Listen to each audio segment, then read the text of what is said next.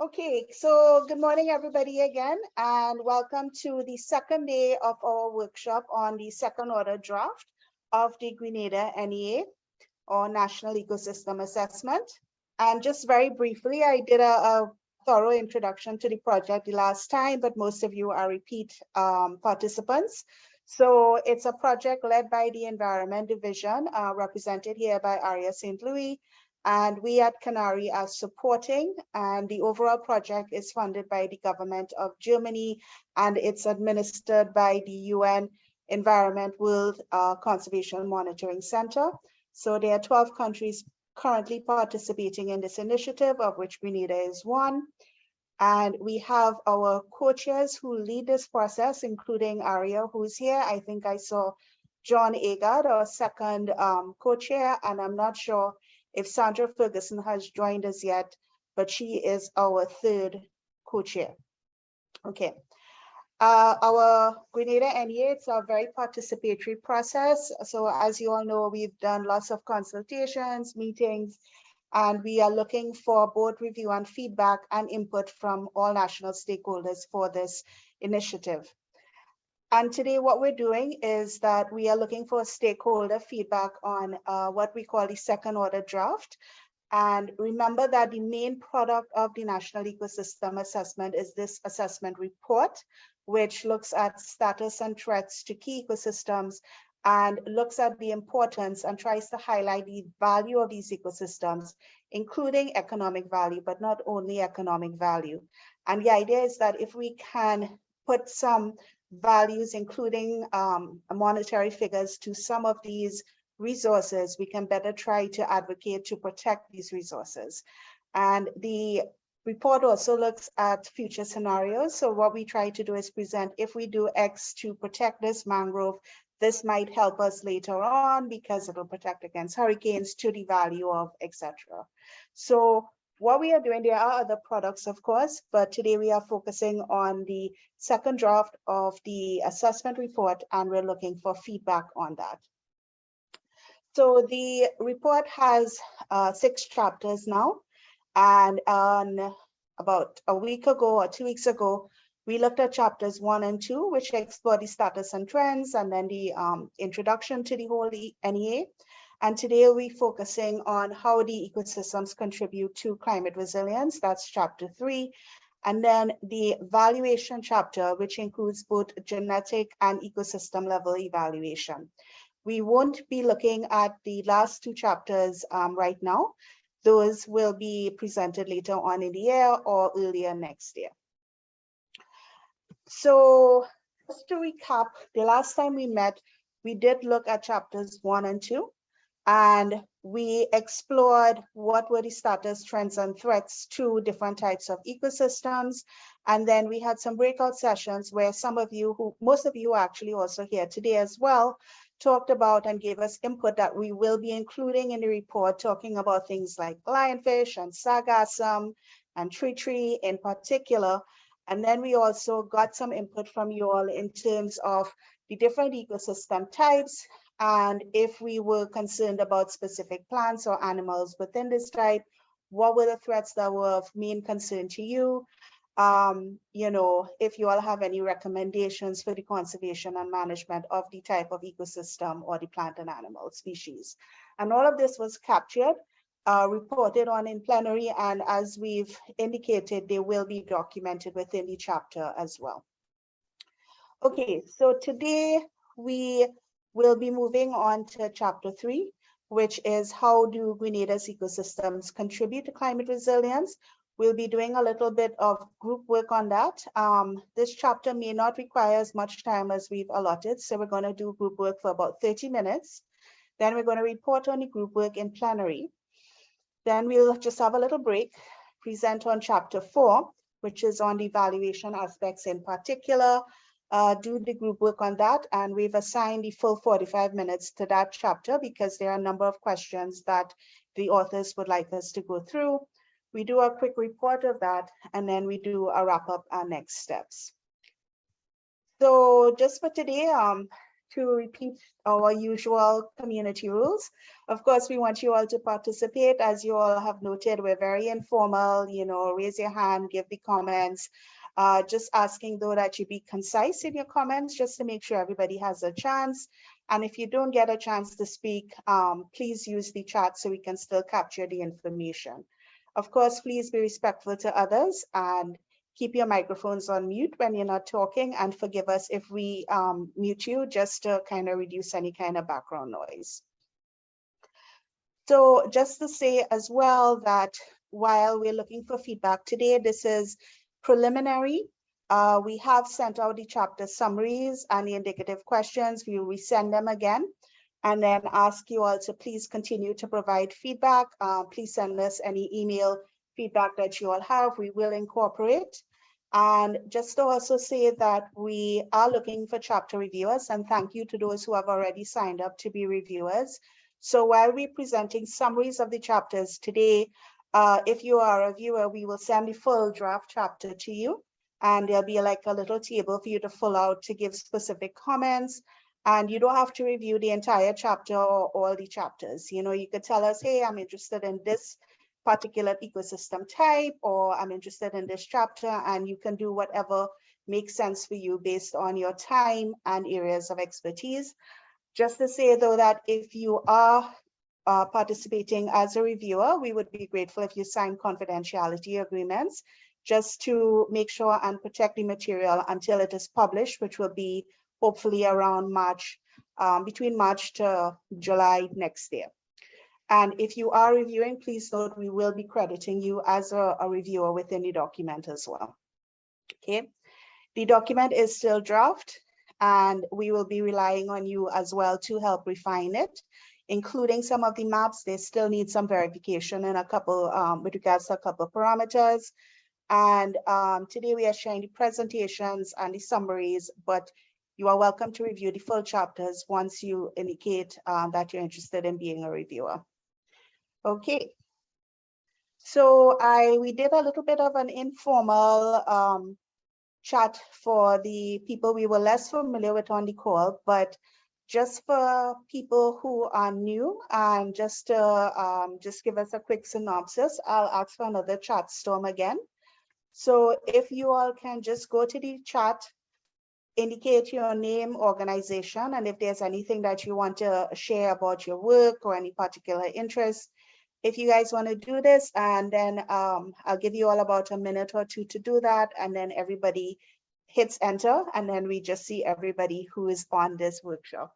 So if you guys can go ahead and do that. All right, and I'll just give you guys a little bit of time to do that. Canary stuff, you guys go ahead and do that too, no? So they can see which Canary people are there. Okay.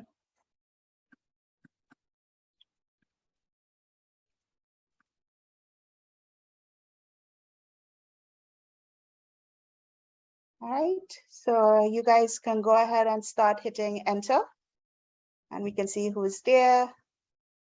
Oh, so we have someone from the solid waste group, Hayden.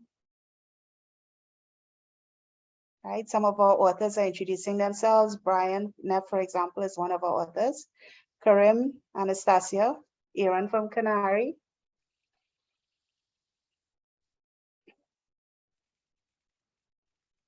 All right, Chris, of course, from St. Patrick. See if I missed anybody. Most of our authors have introduced.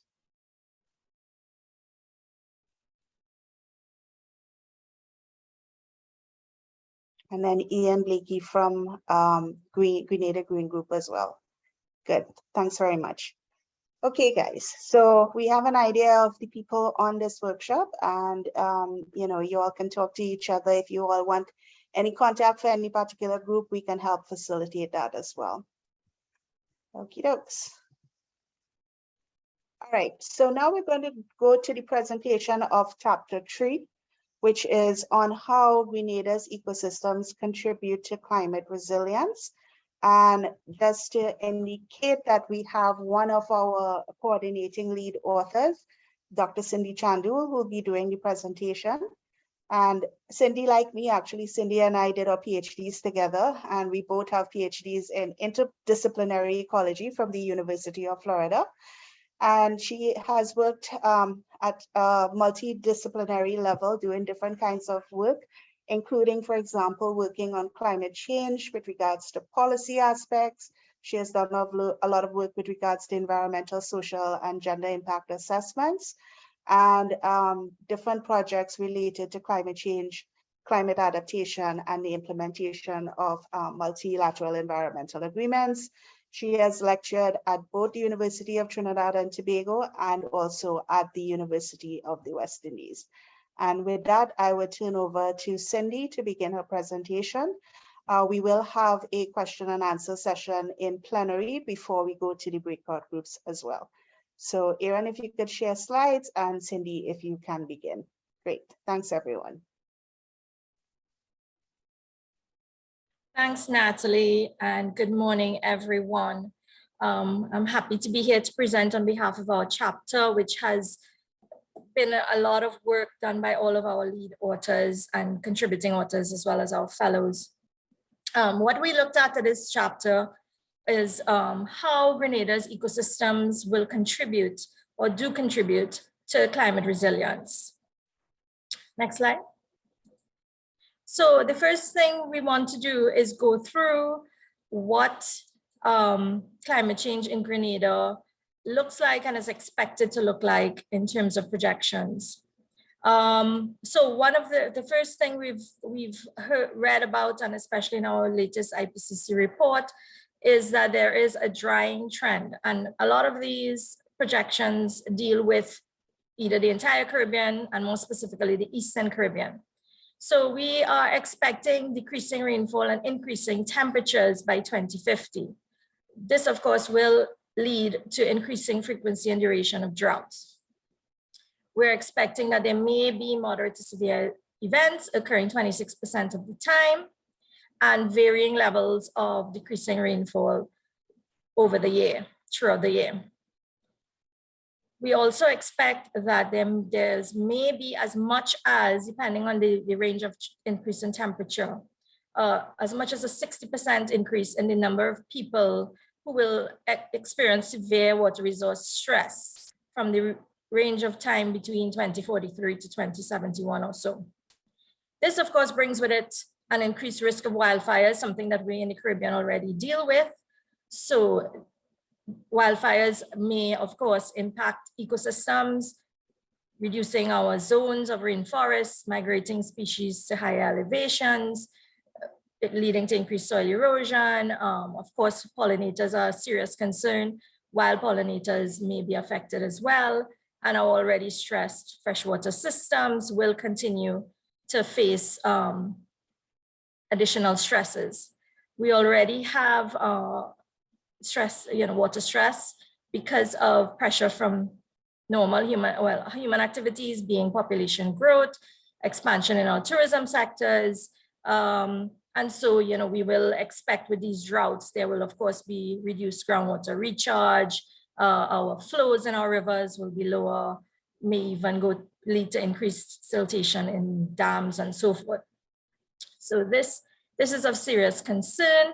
Our species, especially species such as the Grenada whistling frog, could be at risk because their habitat area will reduce due to drying conditions. We will talk about that when I speak about some of the terrestrial effects.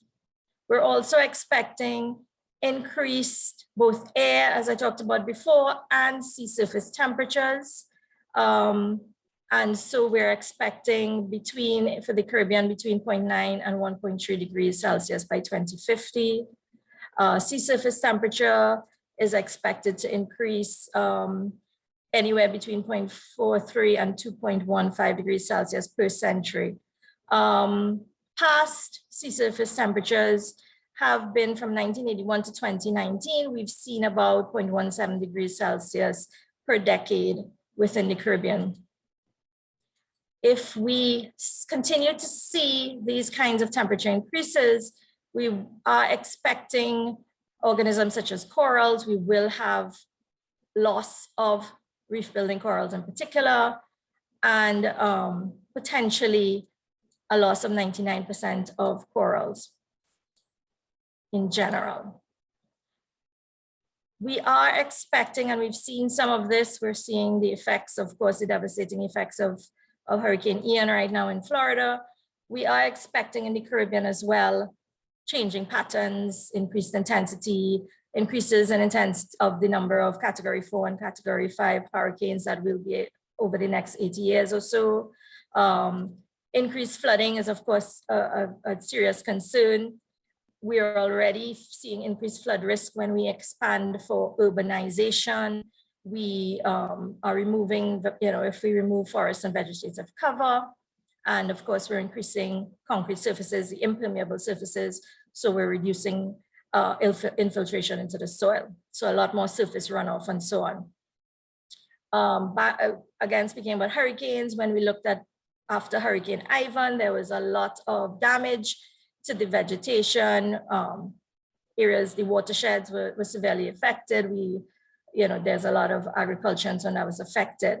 Estimates for the damage to Grenada from this hurricane was a little more than $1 billion US, which is of course quite significant. Sea level rise is also expected. Projected estimates again, and this is a worst case scenario, could be between 0.5 to 0.6 meters, as much as that. Besides our natural ecosystems, we also have to be aware of our built areas where resorts, our housing areas in low-lying areas and so on will be affected. If we have as much as a 1 meter sea level rise, in the Caribbean, it's expected at about 29% of resorts, as well as, would be affected. We would have damage, et cetera, et cetera. For Grenada specifically, at such a high sea level rise, if we have as much as 1 meter, we could have something like 1% of total land, 3% of agricultural land, 8% of turtle nesting sites. So these are some of the figures that, just to summarize some of what's in our chapter, this is the kinds of effects we're looking at. So being that we are expecting serious repercussions from climate change and serious impacts of climate change. Next slide, thanks. We are looking for our chapter. What we're trying to do is describe these trends, describe the status and the current status of these ecosystems. In addition to that, given that we already have human activity, human impacts, how would these climate change impacts continue to affect Grenada's ecosystems and services and ecosystem services? How they're affecting it now, and especially, of course, to predict what may happen in the future. And also to discuss the current and, of course, predict the future effect of climate change. But we're looking at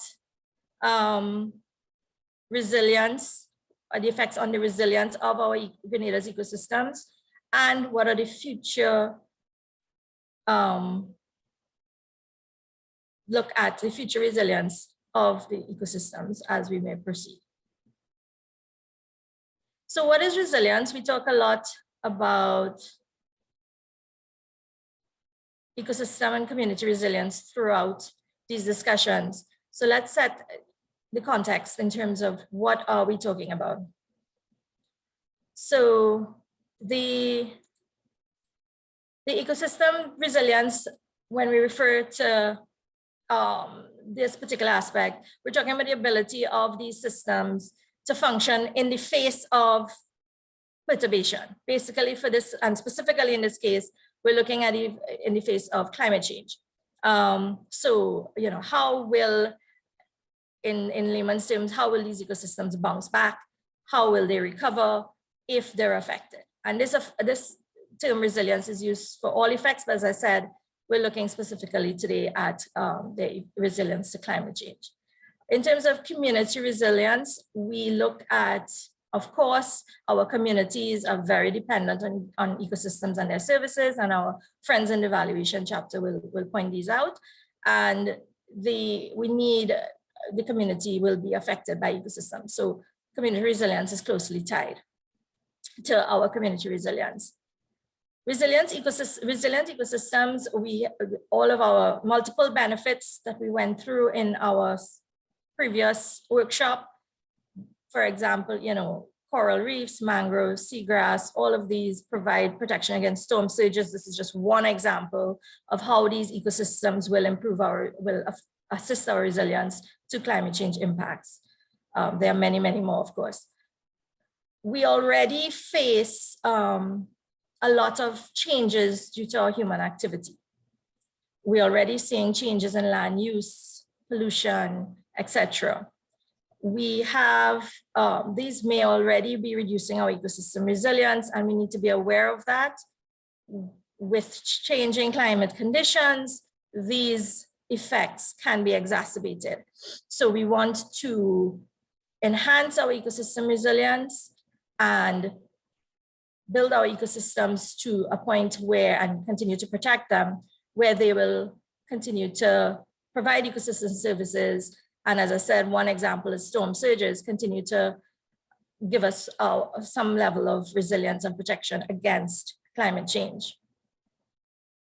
Next slide. So when we looked at ecosystem pressures, this is a summary of it was analyzed for each chapter, and for each ecosystem, not each chapter, it's for each ecosystem. So we looked at terrestrial, agricultural, marine, coastal, freshwater. And this is a summary of all of the various pressures that were found that affect our Grenada's ecosystems. So one important one is land use and land degradation. So we spoke about that we are changing our land for various reasons: agriculture, tourism, residential, commercial. All of these lead to, of course, erosion, things like erosion, degradation. One of the concerns, of course, is fragmentation of our habitats and loss of habitats. Another important pressure is unsustainable land management, which may lead to issues such as invasive species, pollution from chemicals, nutrients, ballast water, etc. Land tenure is a pressure because when we have agricultural land being used for urbanization, farmers may move to more marginal lands, affecting watershed areas, etc. Unsustainable natural resource management is important as a pressure, as well as our consumption of resources. So we may have issues such as over-abstraction of water. We know there's over-harvesting of species such as seafood. So generally over-exploitation of our ecosystems. And of course, the pressures that I've spoken about, those climate change impacts that we will be experiencing. So things like storm intensity, drought, etc., are considered pressures that we will be facing as well. Next slide.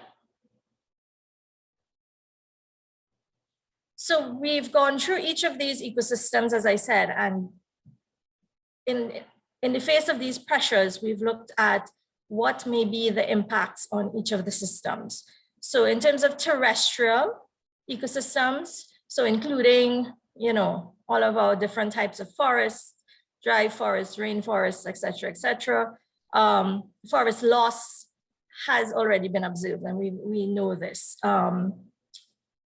Both from issues such as the hurricanes, of course, as well as human intervention.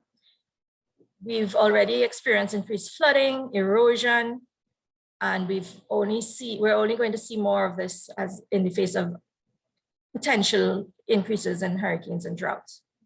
The watersheds themselves are facing degradation, and we are going to be faced with increasing requirements for water resources. Coastal water, of course, is also an issue, the quality of such water, which is also very important, of course, for our tourism product. Agricultural productivity is going to be affected. we may see issues such as soil erosion leading to, sorry, the chat is just popping up on me, leading to dry conditions, nutrient cycling, fire, etc. Sea level rise, as I mentioned before, when I looked at the impacts, the general changes due to climate change, we will see, there's going to continue to be pressure on our coastal areas where a lot of our tourism and development is occurring. Things like species diversity, our actual composition of our habitats, even some of our non-timber forest species will be affected. So, things used for horticultural products, our herbal medicines, and so on. Always being aware that many of these impacts may be disproportionately affecting our vulnerable groups. And this is something we need to always be aware of as we look at impacts and possible solutions and interventions. Next slide. So we talked about fragmentation. We may be seeing more drought-tolerant species being taking over our terrestrial ecosystems. We're looking at homogenization of our species. As I said, when these types of species take over. So, and of course, we have to consider that our ecotourism product may be impacted due from past impacts and perhaps future potential habitat changes as well. Next slide. One of the human impacts we are seeing is that the high cost of insurance and damage from hurricanes and extreme weather events. Any increases in these types of weather events, of course, will provide a further burden on citizens and the costs and economics of that. Vector-borne diseases are a concern, and of course, species such as Aedes aegypti. Other things impacts that we need to consider are potentially internal or external migration of our human resource and our people due to scarce resources. So we're looking at changes in, that's okay, you can go ahead. Changes in ecosystems, but also, of course, we have to always consider the impacts on our people as well. Agricultural ecosystems, we talked about pollinators early on. So we have to consider that there may be a serious effect on our production.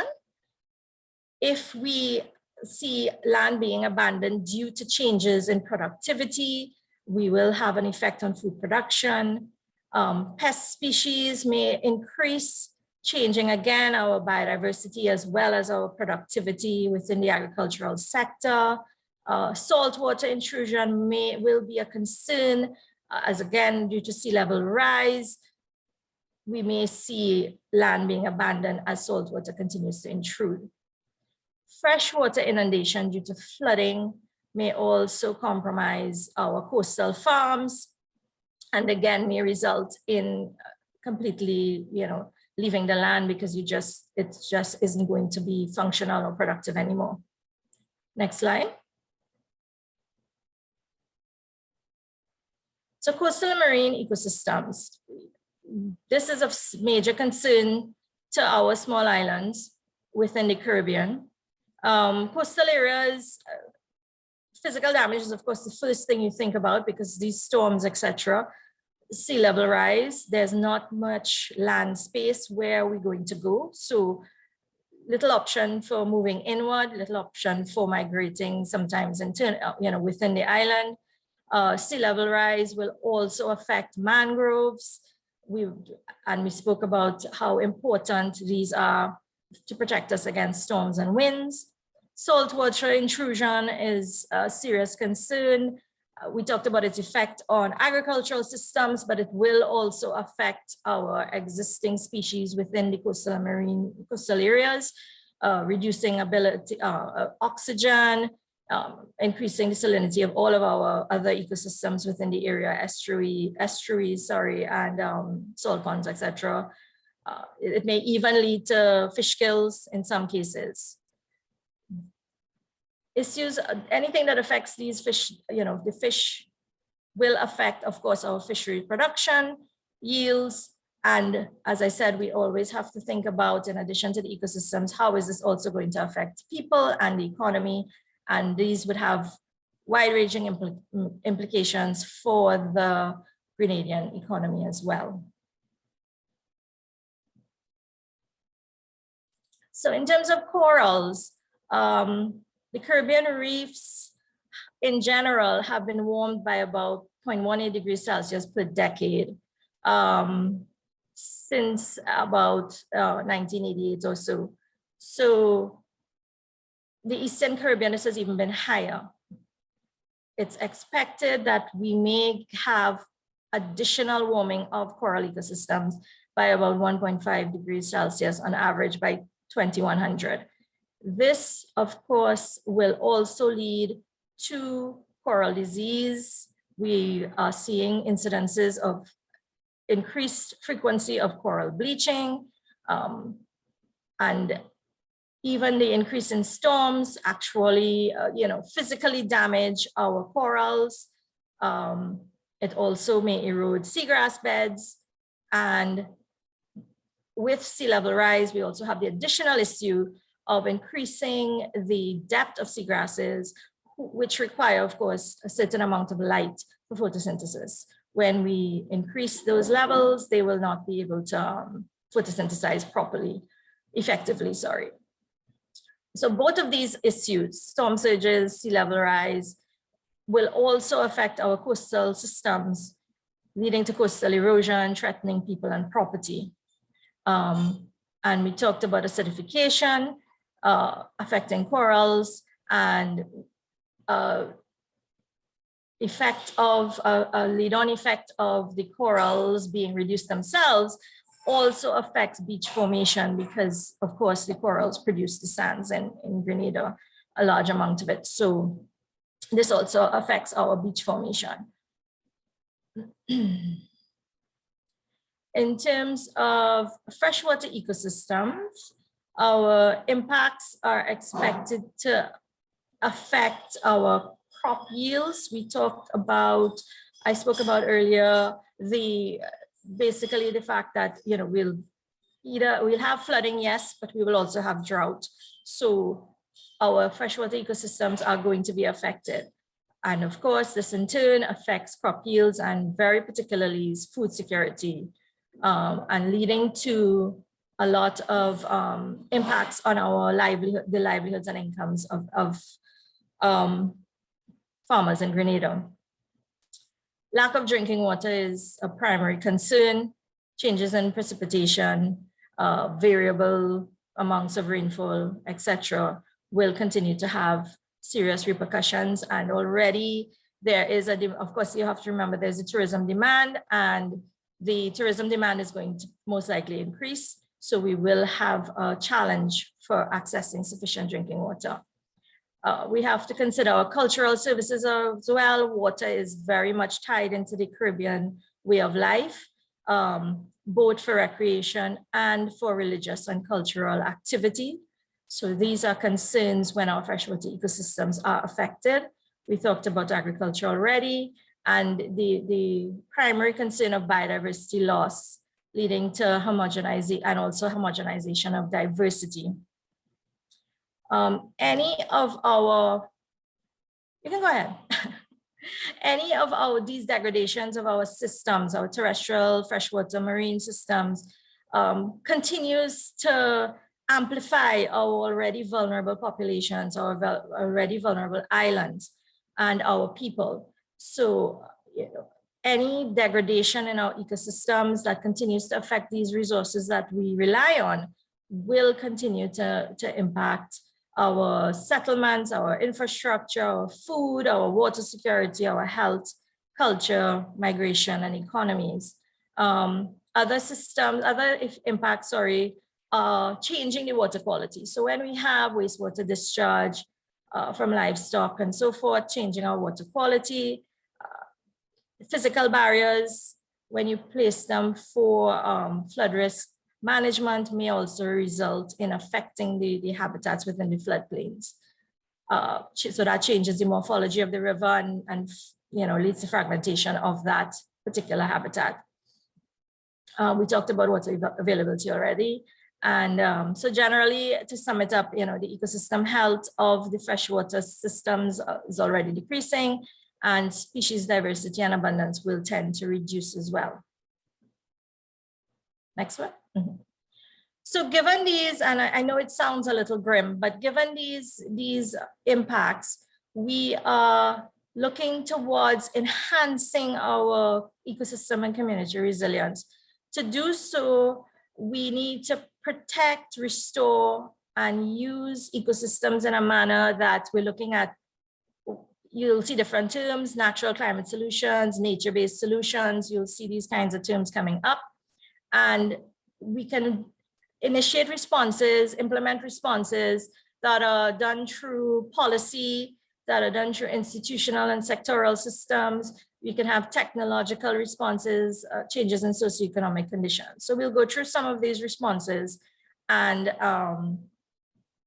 look at what has been done. And we'd hope in our breakout sessions to find out further information in terms of your ideas and what you've seen, perhaps in terms of examples of these.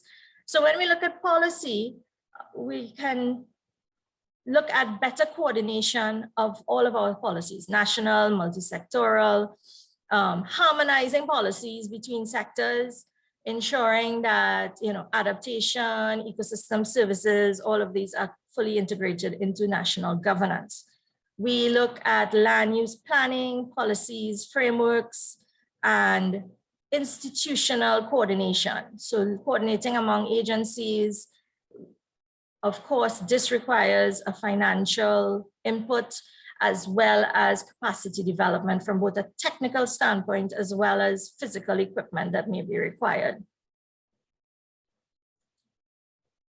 So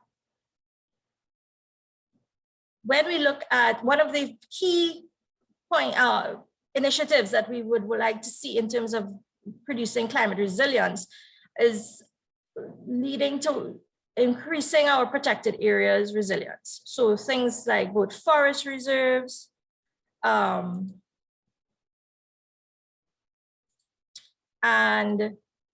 marine protected areas, of course, should be a priority.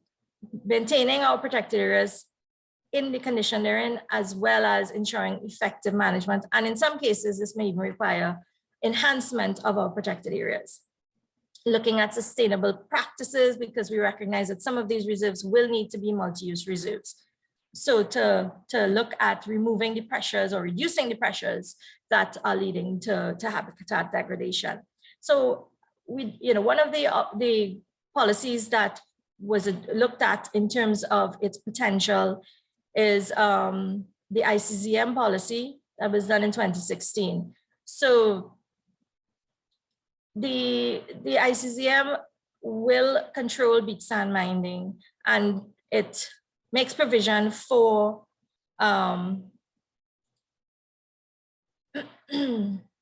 sorry, the chat keeps popping up in front of me.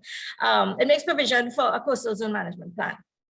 This type of initiative will help us both understand the sediment processes, inform coastal setbacks, look at both ecosystem-based adaptation as well as hard engineering interventions. And these plans will look at developing capacity for management of the coast. Next slide. In terms of wetlands, one suggested policy response, there's already the Ramsar site, the Lavera wetland, but there needs to be more overall management, protection of wetlands, suggested in a wetland management policy with strong legislation to give protection to these areas. Although the ICZM introduces a penalty for coastal vegetation, we know that capacity needs to be built. There's just needs to be more management personnel and so on. One of the suggestions that may work in terms of a policy intervention is larger marine protected areas, such as the already proposed Southeast Corridor in the Protected Area Systems Plan that will protect large areas of seagrass. Right, and of course, there's already 4 marine protected areas, which does offer protection to the coral and seagrass species. Incentives, these have not, and I would love to hear if there are examples of this or any proposed measures. The incentives such as payment for ecosystem services, other access to finance. We know we need a lot, there's a lot of capacity that can be built. Issues such as sustainable agricultural and land management, very important that this capacity is built as well. So small, local actions can also lead to resilience measures and adaptation measures. Next slide. Knowledge and awareness is quite a big one. I'll just go through some of these very quickly. I'm sure most of this you know already. The data, access to data is very important.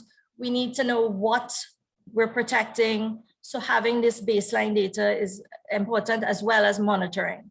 We need to see what are the effects of climate, what are the effects of changes in water, what is the water quality like now, and make sure to monitor how it changes in the future, wastewater management, and so on.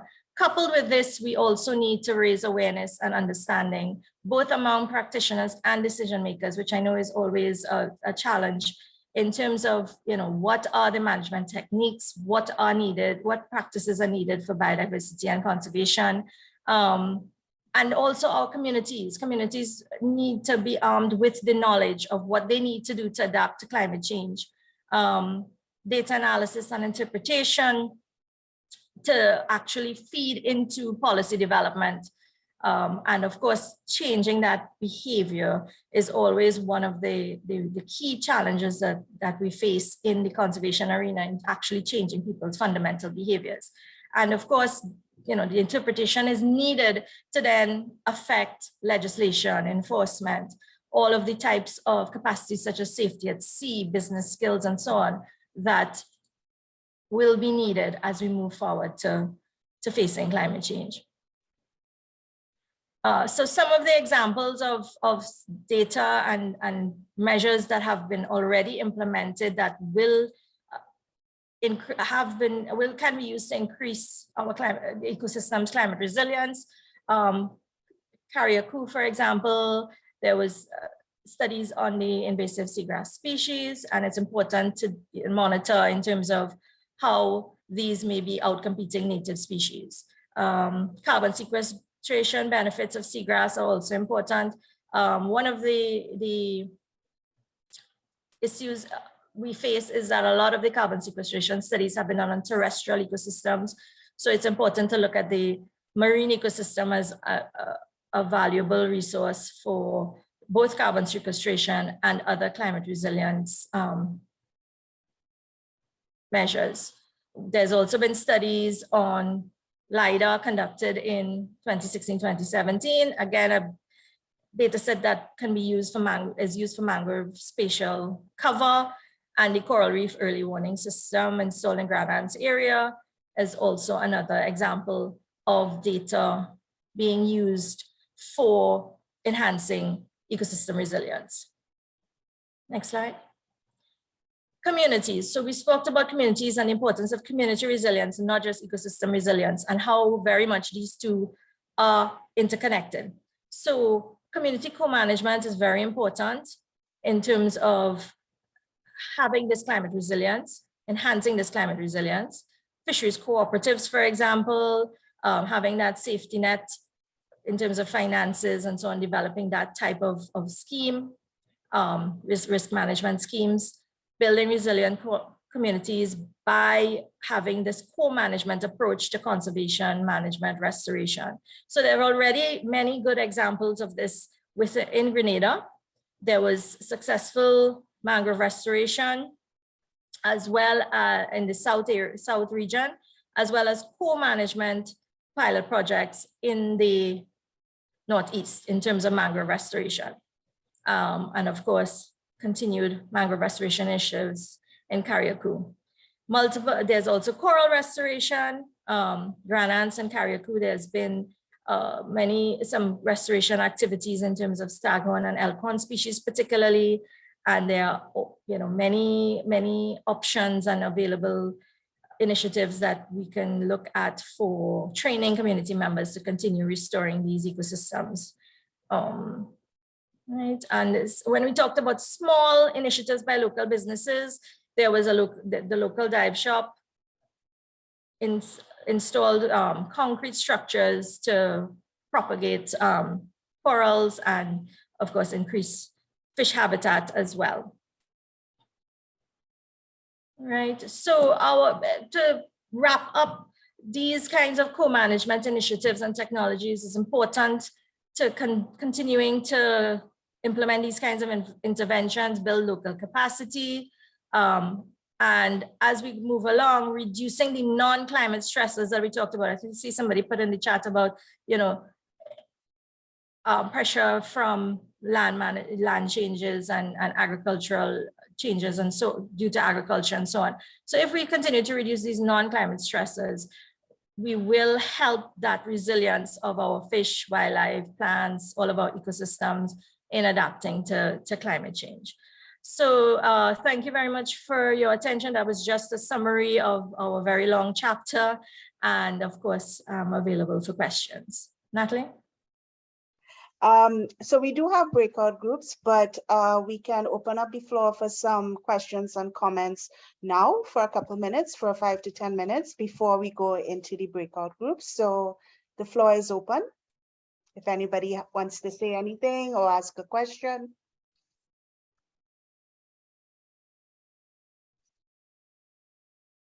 Okay.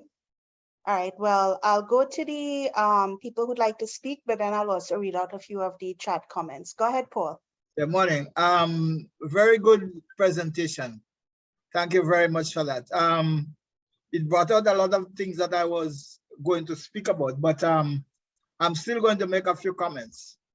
And as a marine biologist, I'm going to look basically at the question of coastal zone in Grenada.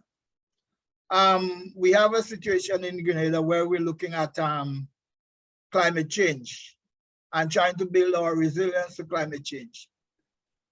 Now in Grenada, one of the first areas where we're going to be affected from climate change is through sea level rise. And if we're looking at sea level rise, we're looking at resilience to sea level rise, we have to look at our coasts. Not only for to combat the whole question of climate change, but because we also marketing Grenada as a tourist destination. And one of the products that we have is our coast. So there is a need for us to protect that.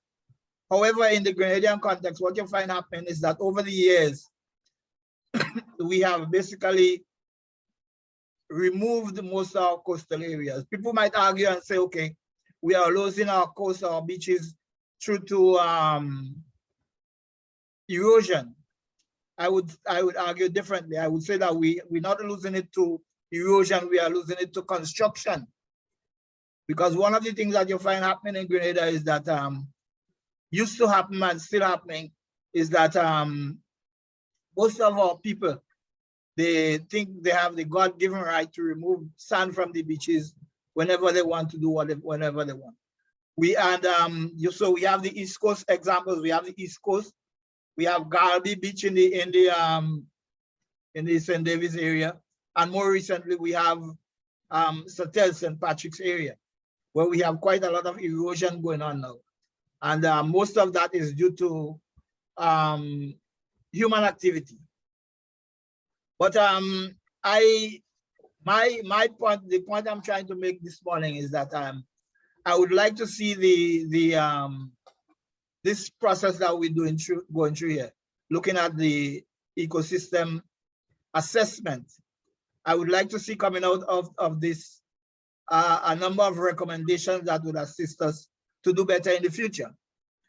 Because in my tenure in the government process, there has been an integrated coastal zone management policy was developed, and Integrated Coastal Zone Act, Management Act has been passed.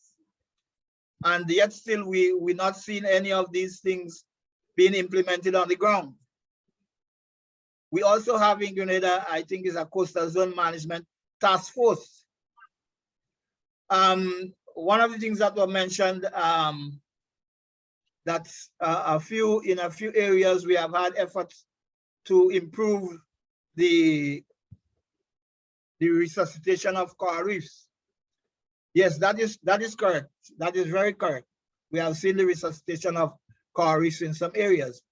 But on the other hand, we have seen the demise of a marine protected area system.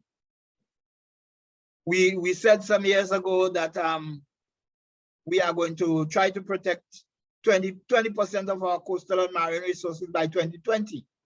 But we are in 2022. And that has not been coming forth.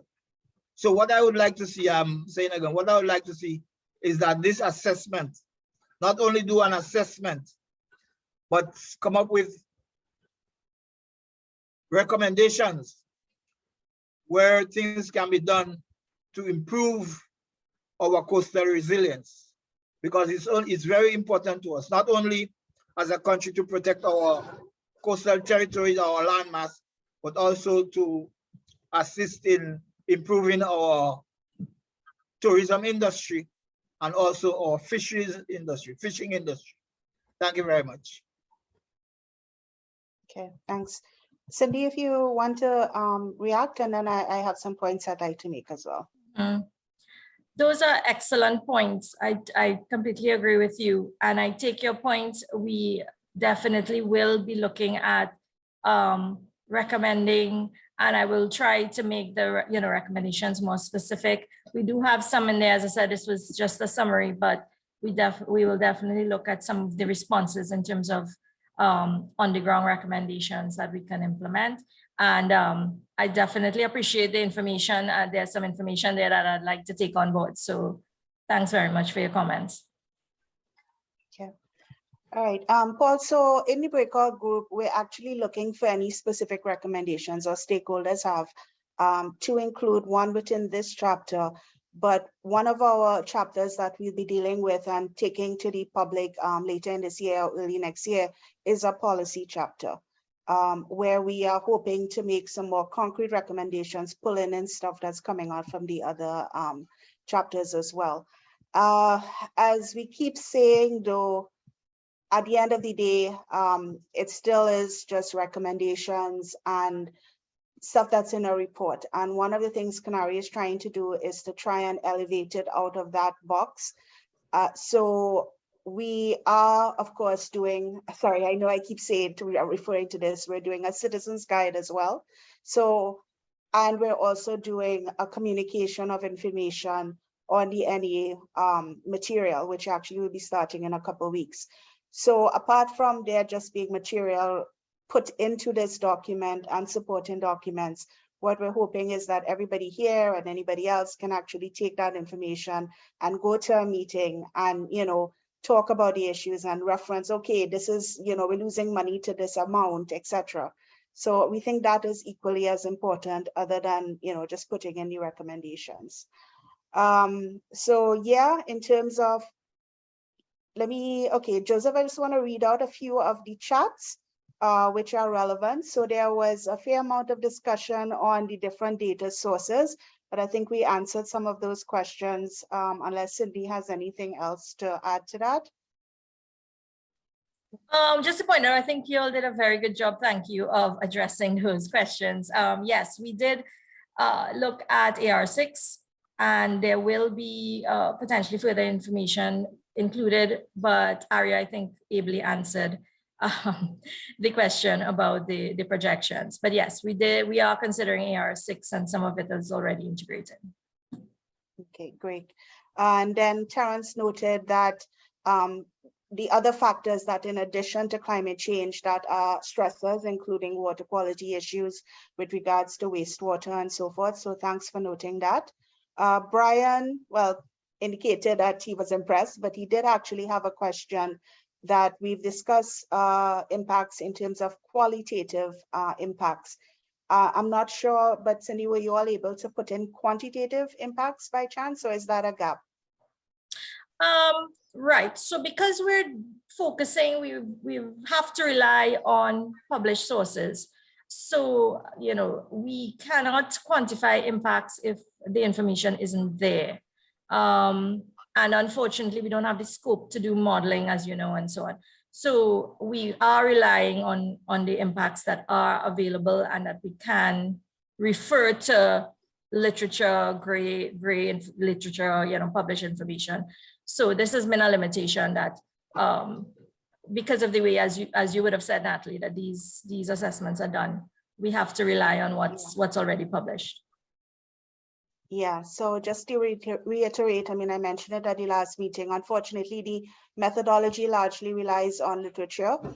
We are trying to expand and incorporate local knowledge and doing interviews and so forth, but this is what we have to work with. So Hayden made the point about competing priorities. Well, not quite related to this chapter, but all noted, Hayden. Well, I mean related, but you're making a comment more on the environmental impacts and which actually are causing, which sectors are actually leading to some of the degradation. So, you know, interesting to note whether it's more the yachting or the other types of tourism and so forth. Happy to see enforcement mentioned. Yes, so as much as possible, both in this chapter, but more importantly in the policy chapter, we will be trying to speak to that. But again, what we're hoping and our method to try and get this information and implement it is for you all to take it and use it. So Chris, Hayden mentioned, yes, the 20 by 20 challenge. And Terrence then noting, okay, using stronger and less diplomatic language. Actually, Terrence, we have to be a little careful. And honestly, what I'm saying in terms of the language, you all take the information and use the strong language. We have to try to be a little neutral, but we will put all the information there for you all to use. Okay, so I think those are all the chat comments. Joseph, we'll take your comment and then we'll move to the breakout groups. Go ahead, Joseph. When I came in, I heard the issue of coastal protection and that we have marine systems and so on. I asked myself, marine protected system, I asked myself, maybe with the exception of Carriacou, where do those exist in Grenada? And also to say that while the work you folks have been doing is very commendable in terms of bringing all the information and studies together to make sense, I'm afraid by the time this is completed, there might be nothing to be concerned about.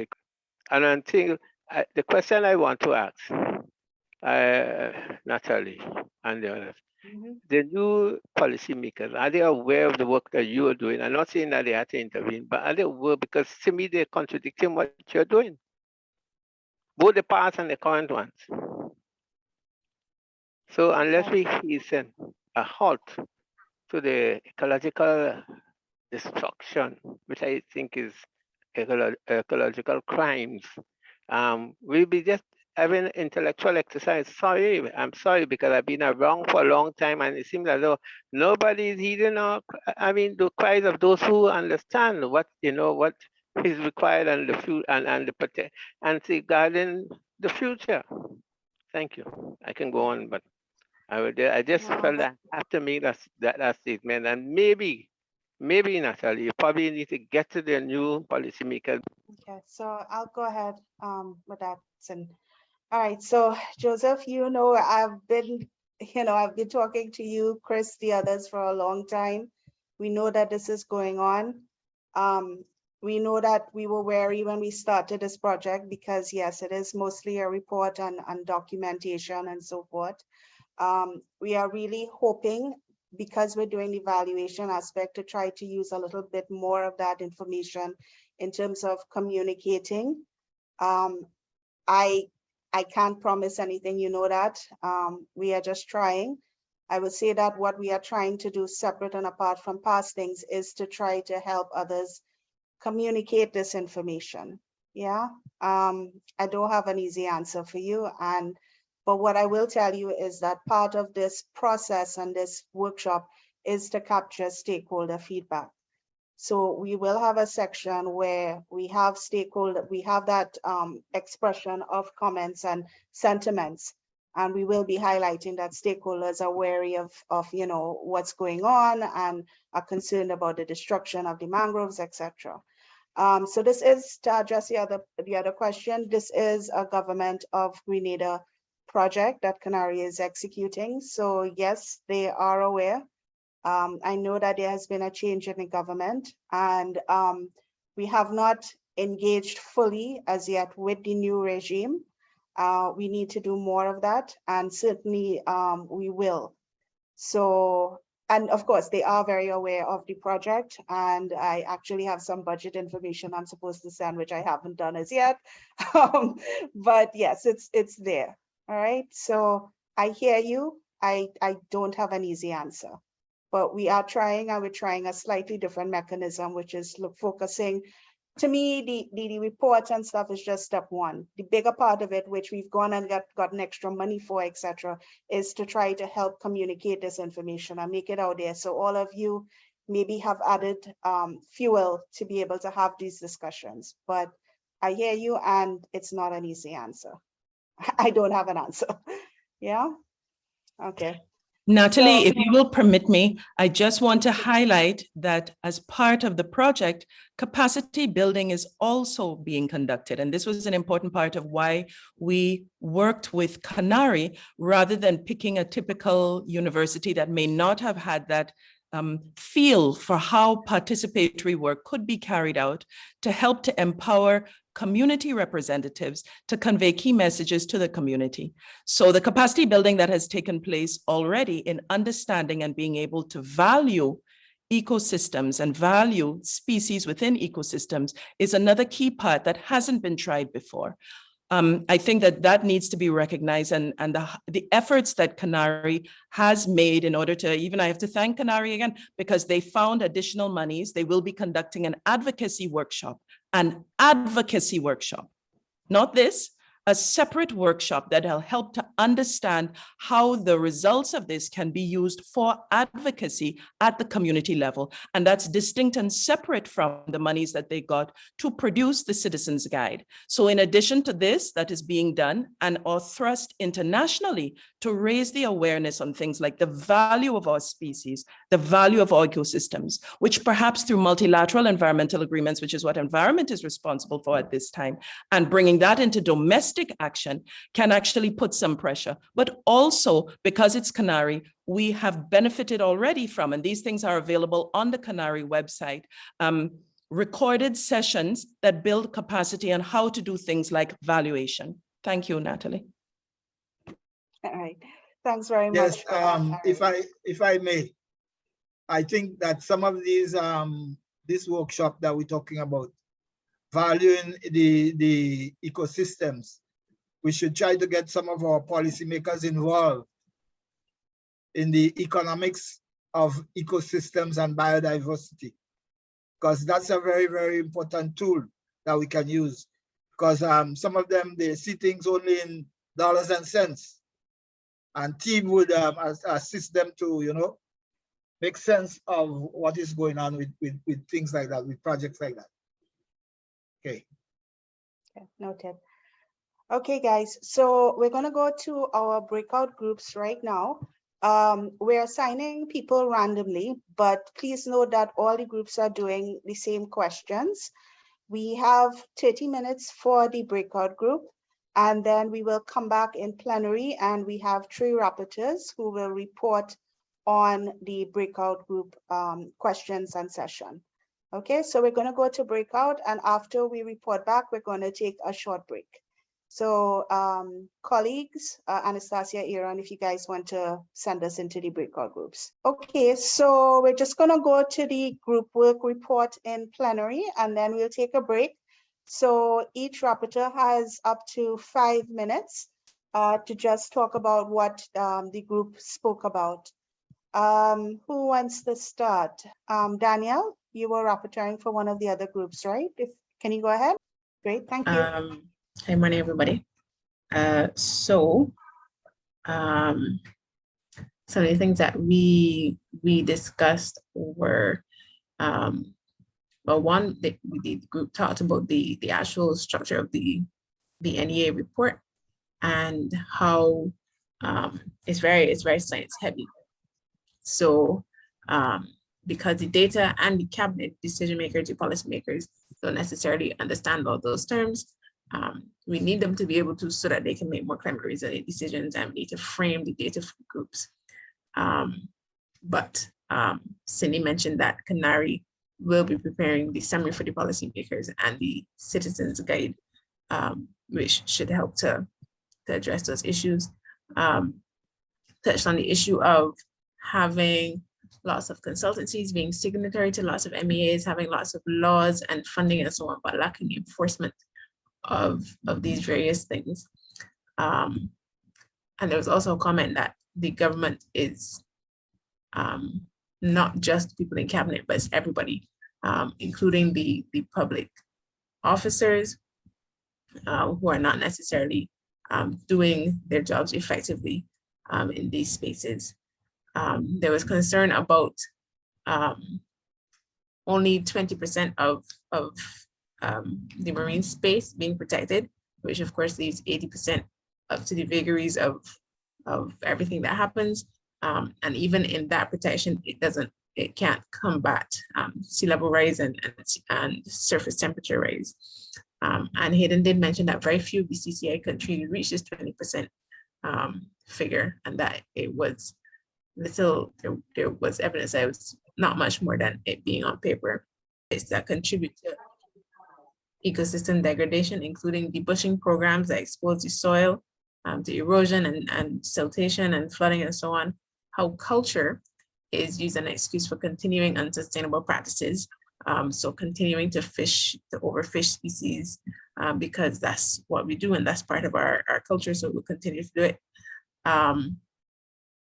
And there's a potential double extinction of whelks and hermit crabs that is looming, but people are continuing to harvest and harvesting juvenile species, but calling it a different, saying that it's a different species so that they can circumvent the legal part of not being able to fish juveniles. So they're calling it something else, or they're calling it a Cornish lobster, they're calling it some other name so that they can continue to fish it. And there was a lot of discussion about public education, how there's not much investment in it. The only people who seem to be concerned and seem to be supportive are foreigners, and locals essentially disrespect the activists and perceive them as outliers and complainers and disrupting. So of the recommendations, there's a need for the different environmental groups that have their little separate actions to come together to create one big campaign and decide on the important messages, and be able to, that the activists become the focal, the spokespersons and the champions, and are perceived as the rock stars, as it was put, as opposed to using public figures. And co-management is an option, but it needs the people to be empowered, the systems need to be enforced, and it needs to be demonstrated. So if you tell a guy to help protect this area, but when he reports that somebody's doing something illegal, if nothing happens, then the system will break down. So without the penalties, the system will eventually collapse, and it will not be of any value if there's no willingness to enforce the regulations that are put in place. I think I'll stop there. Okay, great. Thank you very much, Danielle. I will just ask for any feedback on what Danielle said. Kenya? No, I was just clapping. Oh, sorry. Okay, that was a clap that I had up. Okay. And then Paul in the chat is talking about finding a method to expand in general sense and tie on knowledge of our policymakers, read the economics of ecosystems and biodiversity. All right, I'm not sure what if I got that correctly. But basically, I'm assuming you mean just trying to make sure they understand the economics of it. So, Could I? please. Yeah. I put up that thing about the economics of ecosystems and biodiversity. Now, it is important that people understand not only the economics, but the importance of biodiversity. And if you don't understand that, because for example, we have had examples of these people looking at destroying mangroves to build hotels.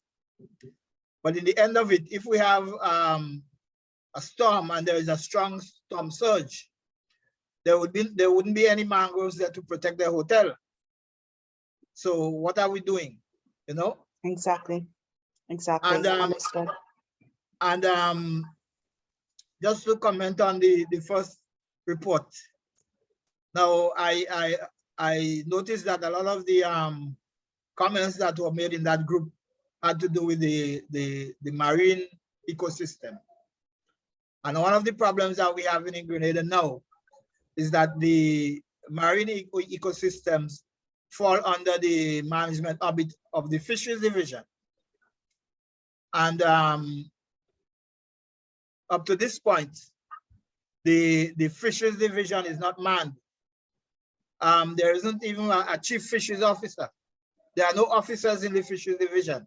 So there is nobody to actually manage the marine environment. So that is a huge problem. It's a huge deficit that we have. And that is something that has to be corrected sooner rather than later. Okay. So that's important to note. What I'm noting though is that a lot of these comments are not climate specific, which is fine.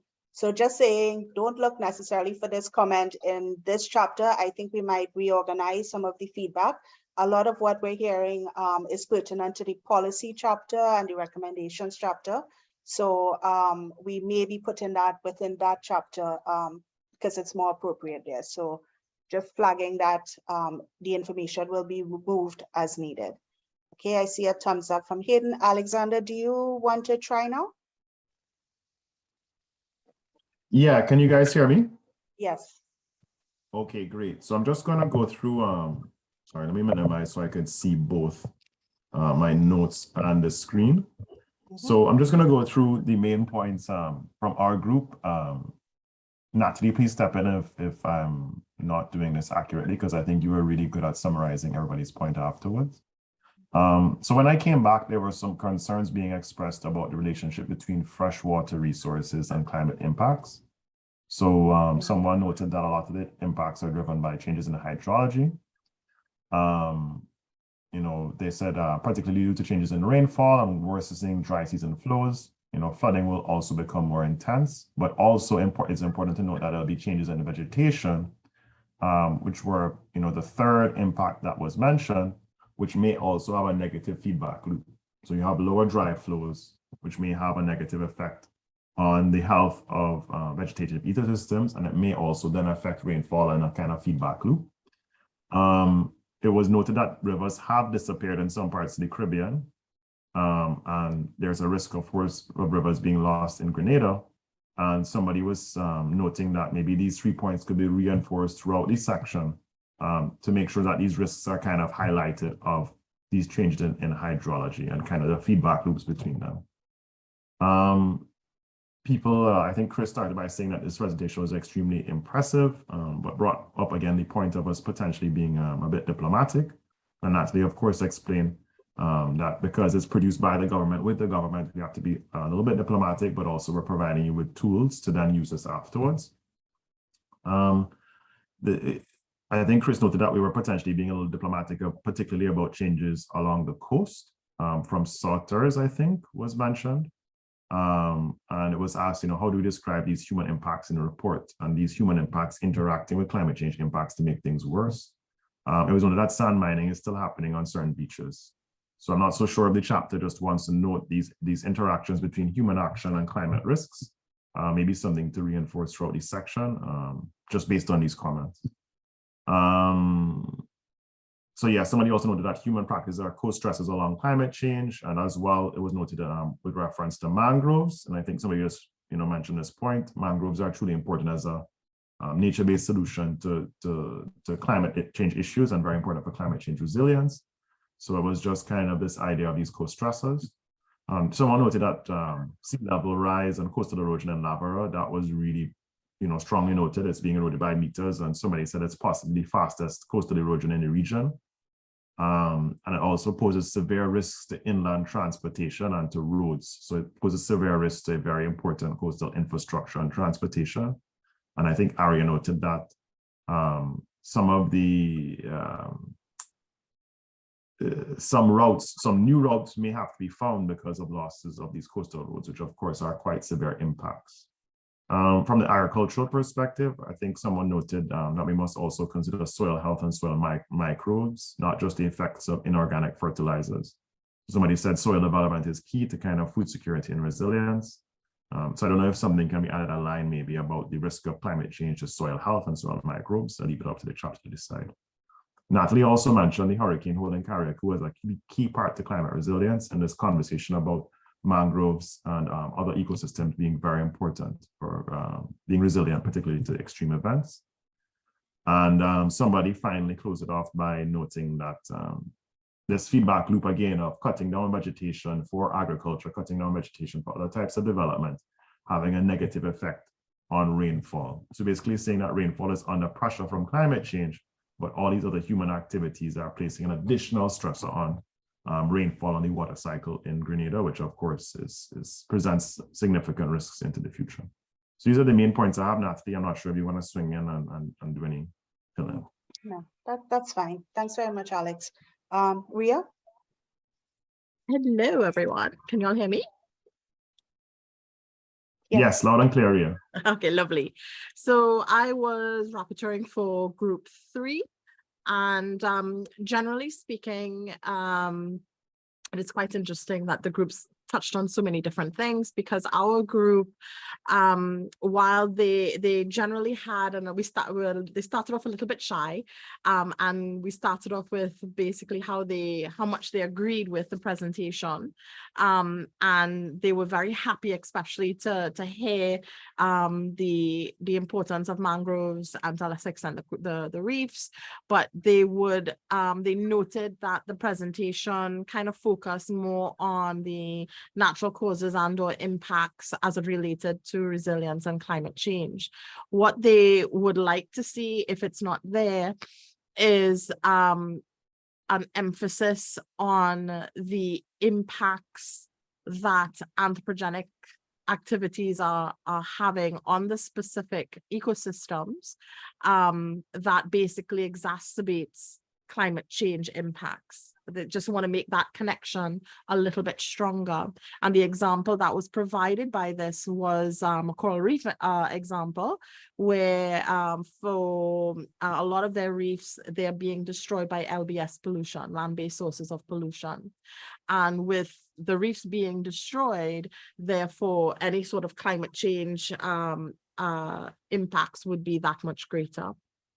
So they kind of just wanted to make that a much stronger linkage to come out a little bit more. Mangroves and coral reefs featured quite a lot in this particular group. And these were some of the main ecosystems that were of concern. However, from further discussion, coastal agriculture was specifically highlighted. And the examples, there were a couple of examples that were used on the east coast of Grenada. They have a lot of cash crops and subsistence farming that is typically done. but they are already being impacted by sea level rise and saltwater intrusion. And they had noted, of course, that a lot of coastal areas are being degraded, partly from developments, and I might get the name wrong, La Vera developments and some of the golf courses that are being developed there. And so even though some of these developments may not have come to fruition, the removal of vegetation for such developments had already occurred, and they are already seeing greater impacts as it relates to erosion on those sides, especially since on the east coast of the island, there's generally less rainfall anyway. And so with the reduced rainfall and removal of vegetation, there's being a lot of soil erosion that's occurring. Then we went on and moved on to some of the examples, and hey, I got very excited. I know I'm not supposed to, but I got very excited because we got some very good intel from a couple of the group members that, you know, 2 examples of how we can do some very low cost but very important changes to improve climate resilience. We had a group that, and I have names within the report, that of 2 different examples of the same thing, where they would have transplanted sea urchins on reef areas within and or right outside the MPA areas, and they saw a marked improvement in terms of coral health. So we have specific data, videos, photos that can be made available to the chapter that will show examples of how. So if the information we got was, for example, they moved 5,000 urchins to 5 different dive sites outside of the Carriacou MPA, and within 4 months they saw an improvement. And this has been going on, I believe, either within the last 8 years or the effort was within the last 8 years. And then there was a second example, similarly, from the the Molinier MPA, and again they moved urchins from the Grenada area and into that MPA area, and they've actually found the reefs turned around pretty quickly.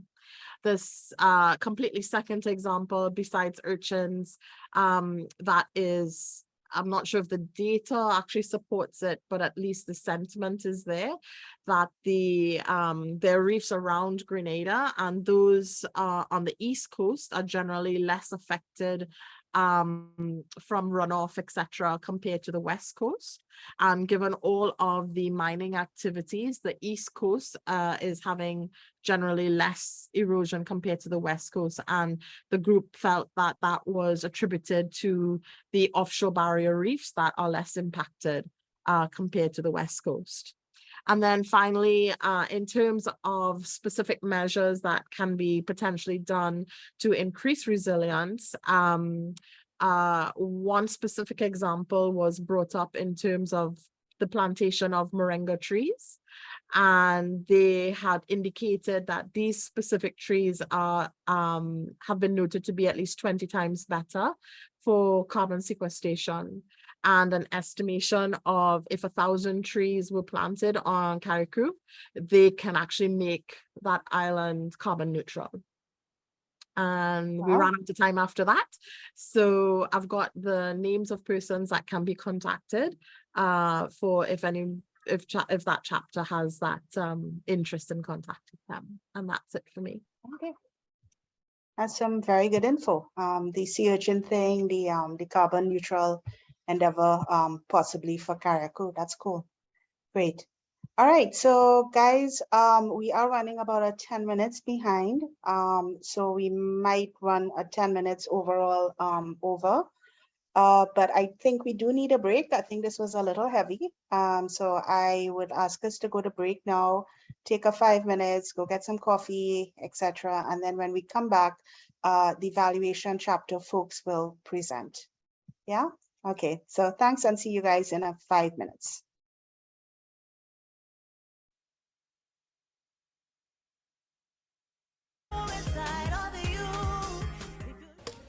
How do you depend on your country's ecosystem? Well, for me, I mainly depend on the marine ecosystem in my country because I'm a fisherman, and the resources that the marine ecosystem provide me with a livelihood, and not just me, but it provides myself and people on the island with, food security. I could comfortably say that my diet is made up of 75% of fish and other marine products, So the ecosystem, the marine ecosystem in particular for me, in our country is paramount to my livelihood, my development, and my survival. In the past, we would have had more pristine marine ecosystems in and around our waters in Grenada, Caribbean, and Martinique. Over the years, we would have seen a lot of degradation in all of the marine and coastal habitats, from our mangroves, our seagrass beds, even to our coral reefs. The mangroves would have been more or less damaged, as we have a fair amount of coastal development happening, as we're in the tropics, and tourism is one of our main products. Then our seagrass beds, same thing, we have a lot of yachts, a lot of boats anchoring, the damage to the seagrass, and also on the coral reef. And then our coral reefs have been plagued since the 70s with not just disease and the emergence of disease with global climate change, but also from physical destruction, not just from the yachts, but from one event in particular, the storm surge Lenny, and then we have other stormy conditions or stormy weather events such as Ivan and Emily that would have severely impacted our reefs. In the future, I really hope that we could see some positive growth and progress where we could be able to restore as much of our coral reefs as possible. Because mangroves, seagrass, and coral reef ecosystems, they work in conjunction with each other for most of the species of fish and other marine life that exist in them. For example, your lobsters and your snappers, they hatch in the mangroves, and as they develop into subadults, they transition from the mangroves and they move.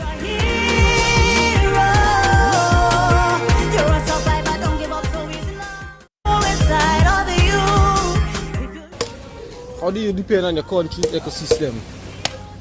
Well, for me, I mainly depend on the marine ecosystem in my country because I'm a fisherman, and the resources that the marine ecosystem provide me with a livelihood, and not just me, but it provides myself and people on the island with, food security. I could comfortably say that my diet is made up of 75% of fish and other marine products, So the ecosystem, the marine ecosystem in particular for me, in our country is paramount to my livelihood, my development, and my survival. In the past, we would have had more pristine marine ecosystems in and around our waters in Grenada, Caribbean, and Martinique.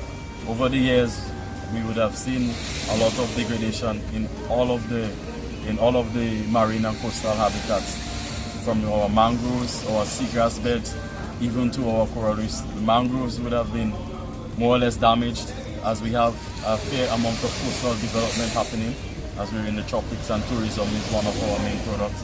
Then our seagrass beds, same thing, we have a lot of yachts, a lot of boats anchoring, the damage to the seagrass, and also on the coral reef.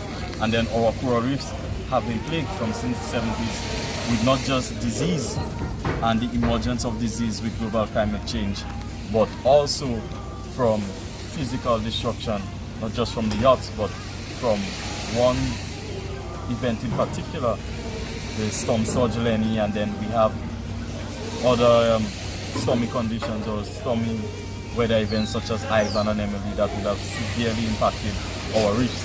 In the future, I really hope that we could see some positive growth and progress where we could be able to restore as much of our coral reefs as possible. Because Mangroves, seagrass, and coral reef ecosystems, they work in conjunction with each other for most of the species of fish and other marine life that exist in them. For example, your lobsters and your snappers, they hatch in the mangroves. And as they develop into subadults, they transition from the mangroves and they move.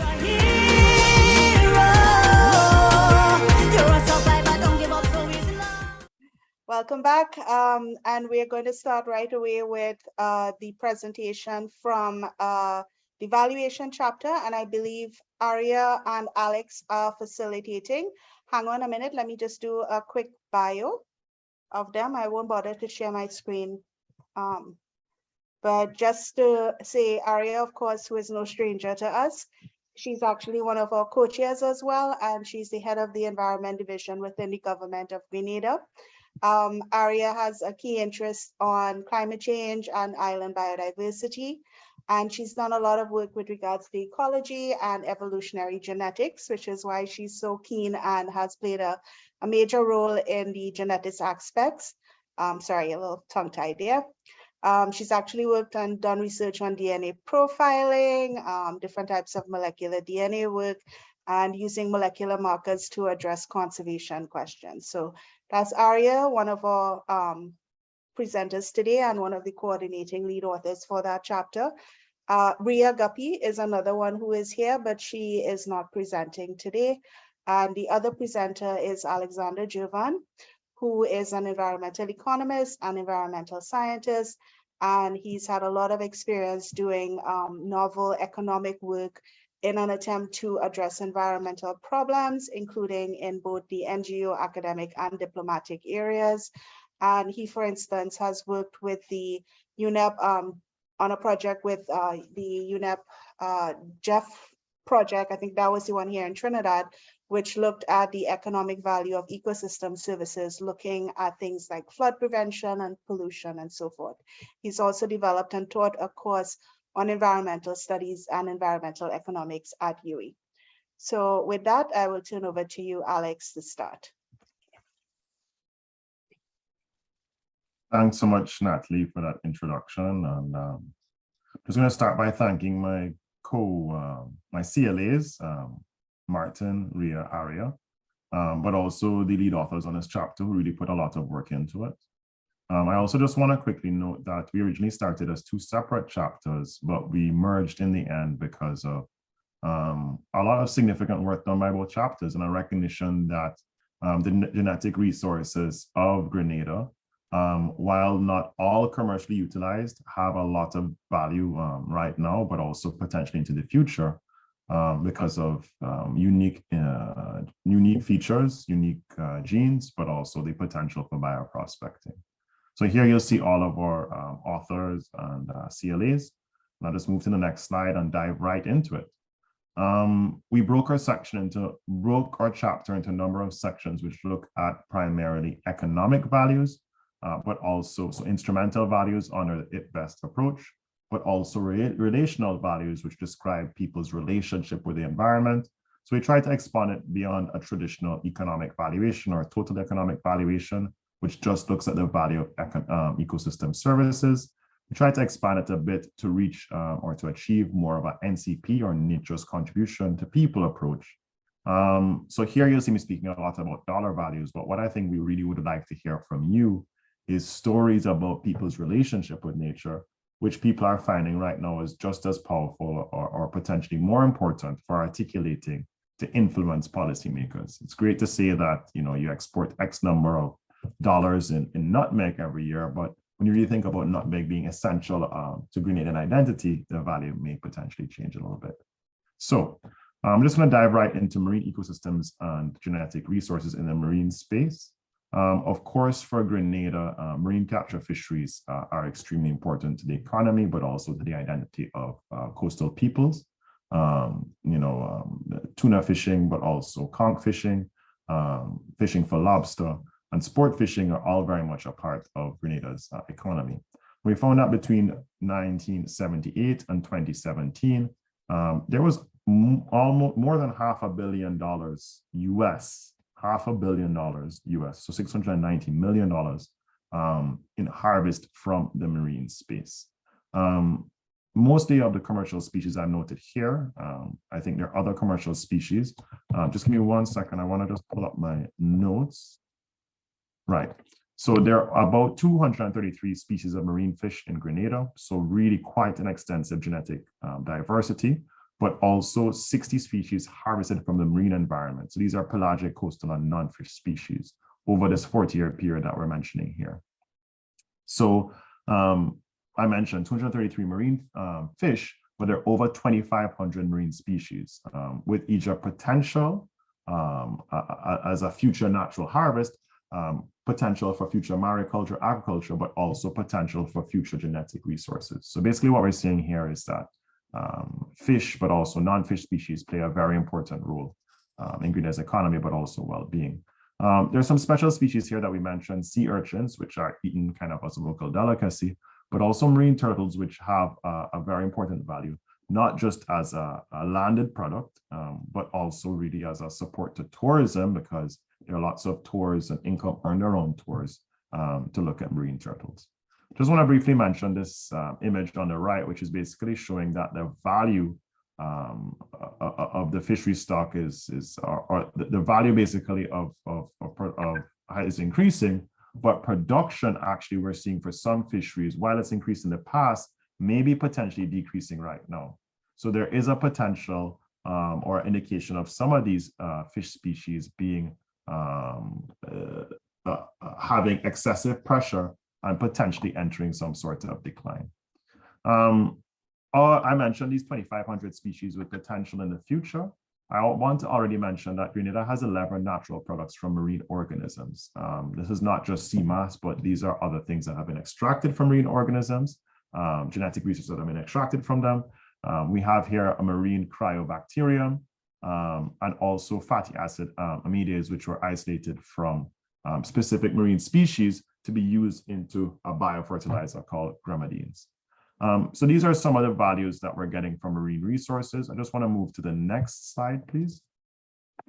So these are some of the genetic resources, marine capture fisheries, etc., and the values that they have right now, but also potentially into the future. Marine ecosystems, of course, we heard in the last discussion, are very important to Grenadian well-being, particularly when it comes to coastal protection. Now, coral reefs, mangroves, and seagrass beds offer significant values in terms of coastal protection every year. We see from coral reefs an estimate of EC $1.3 million in coastal protection value every year. And typically this is using some sort of replacement cost or damage cost avoided method, which basically means that if the coral reefs were not there, you'd be suffering $1.3 million in damage every single year. Now, these coral reefs also generate significant tourism associated values. And what we're seeing here is on an annual basis, about US 20 million of tourism values generated in Grenada can be directly attributed or associated to the existence of coral reefs. When it comes to mangroves, maybe not a larger number as coral reefs in terms of total value, but were really also quite significant. And they play a very important role, of course, as we mentioned earlier, in coastal protection and carbon sequestration services, but also fisheries. And what we found is that, when we looked at the literature in Grenada, the restoration cost of replacing 1 hectare of mangrove was US $14,000 per hectare. And this is compared to building a seawall or a breakwater, which, as you see here, costs $3.6 to $17.8 million per hectare, respectively. So it's 3.6 for a seawall and 17.8 for breakwaters. As we know, coastal construction is extremely important. So restoring a mangrove costs 14. Replacing it with something else costs 3.6 million or 17.8 million. But also mangroves are producing, I think, in excess. Let me just check my notes in that, because I'm not using the same slide. I have to just check my notes in my PowerPoint. But mangroves are worth on average about $20,000 plus per year in terms of service values. So what we're seeing is that if you restored it for $14,000, you're still getting $8,000 in terms of additional value provided by those mangroves for the restoration cost. But also separate and apart, the restoration cost for a mangrove is significantly less. It's only a few thousand compared to millions for seawalls and breakwaters. So mangroves are really important in this coastal protection space.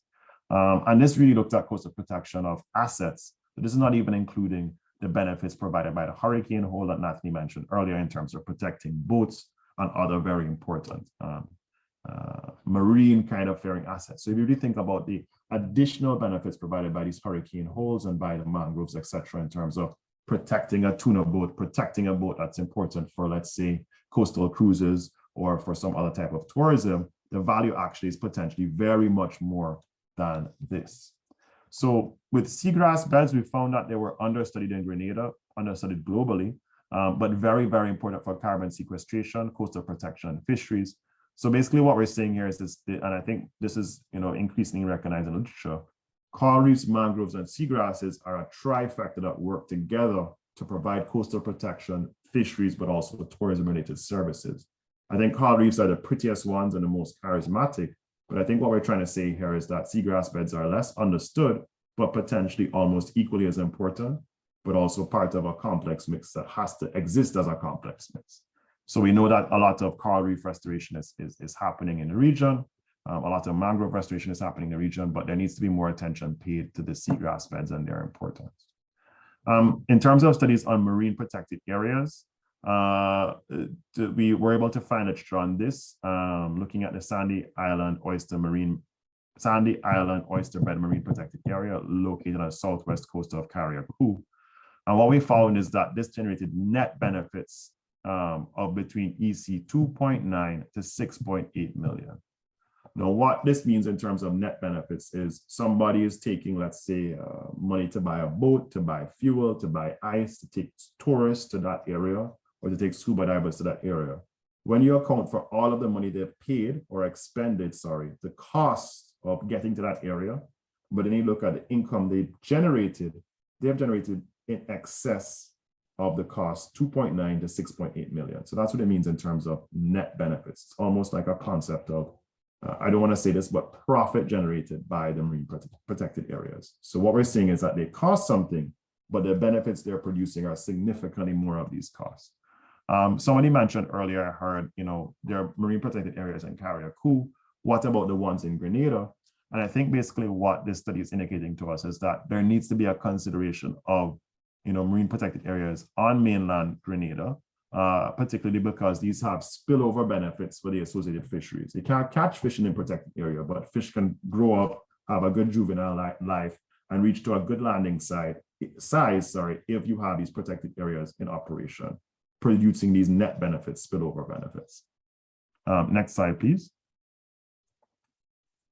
So we looked at marine, then we looked at freshwater, then we looked at terrestrial, recognizing that freshwater resources are a bit in marine, but also a bit in terrestrial.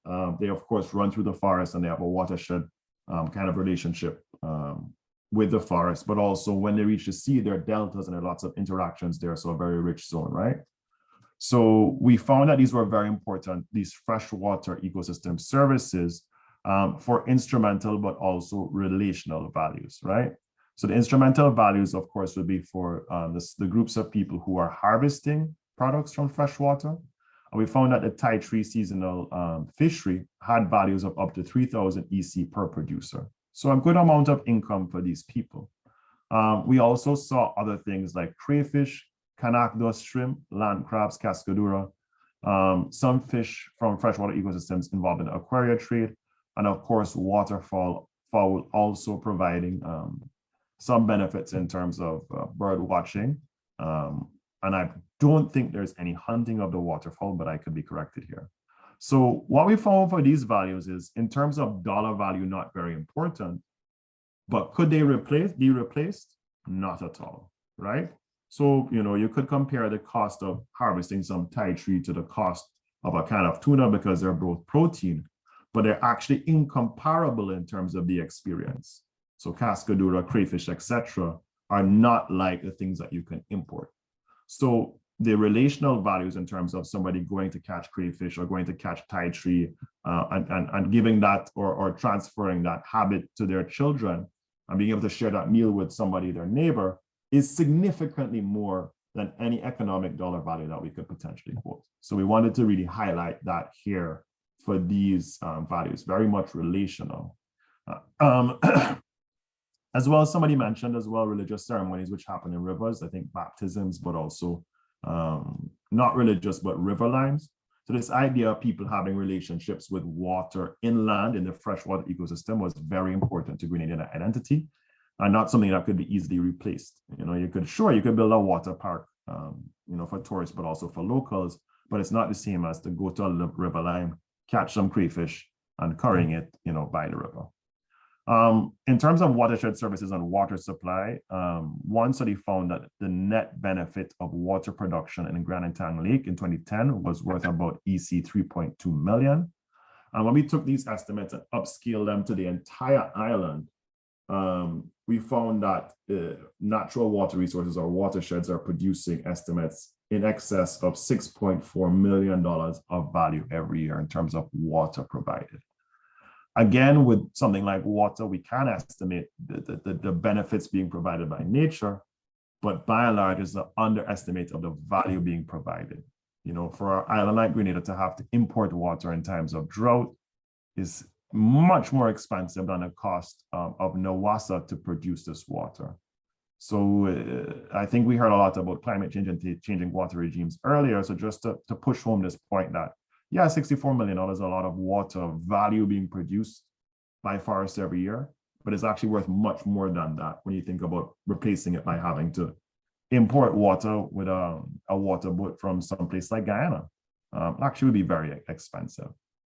And of course, we had to mention that while there are some dry rivers in Carriacou and Martinique, some seasonal rivers, water is by and large supplied by rainwater harvesting. So of course, the issues of reducing rainfall that we mentioned and climate change are kind of related to this. So just wanted to note that mainland Grenada and Carriacou and Petit Martinique are not the same in terms of their relationship with water resources, but also water ecosystem services. Next slide, please.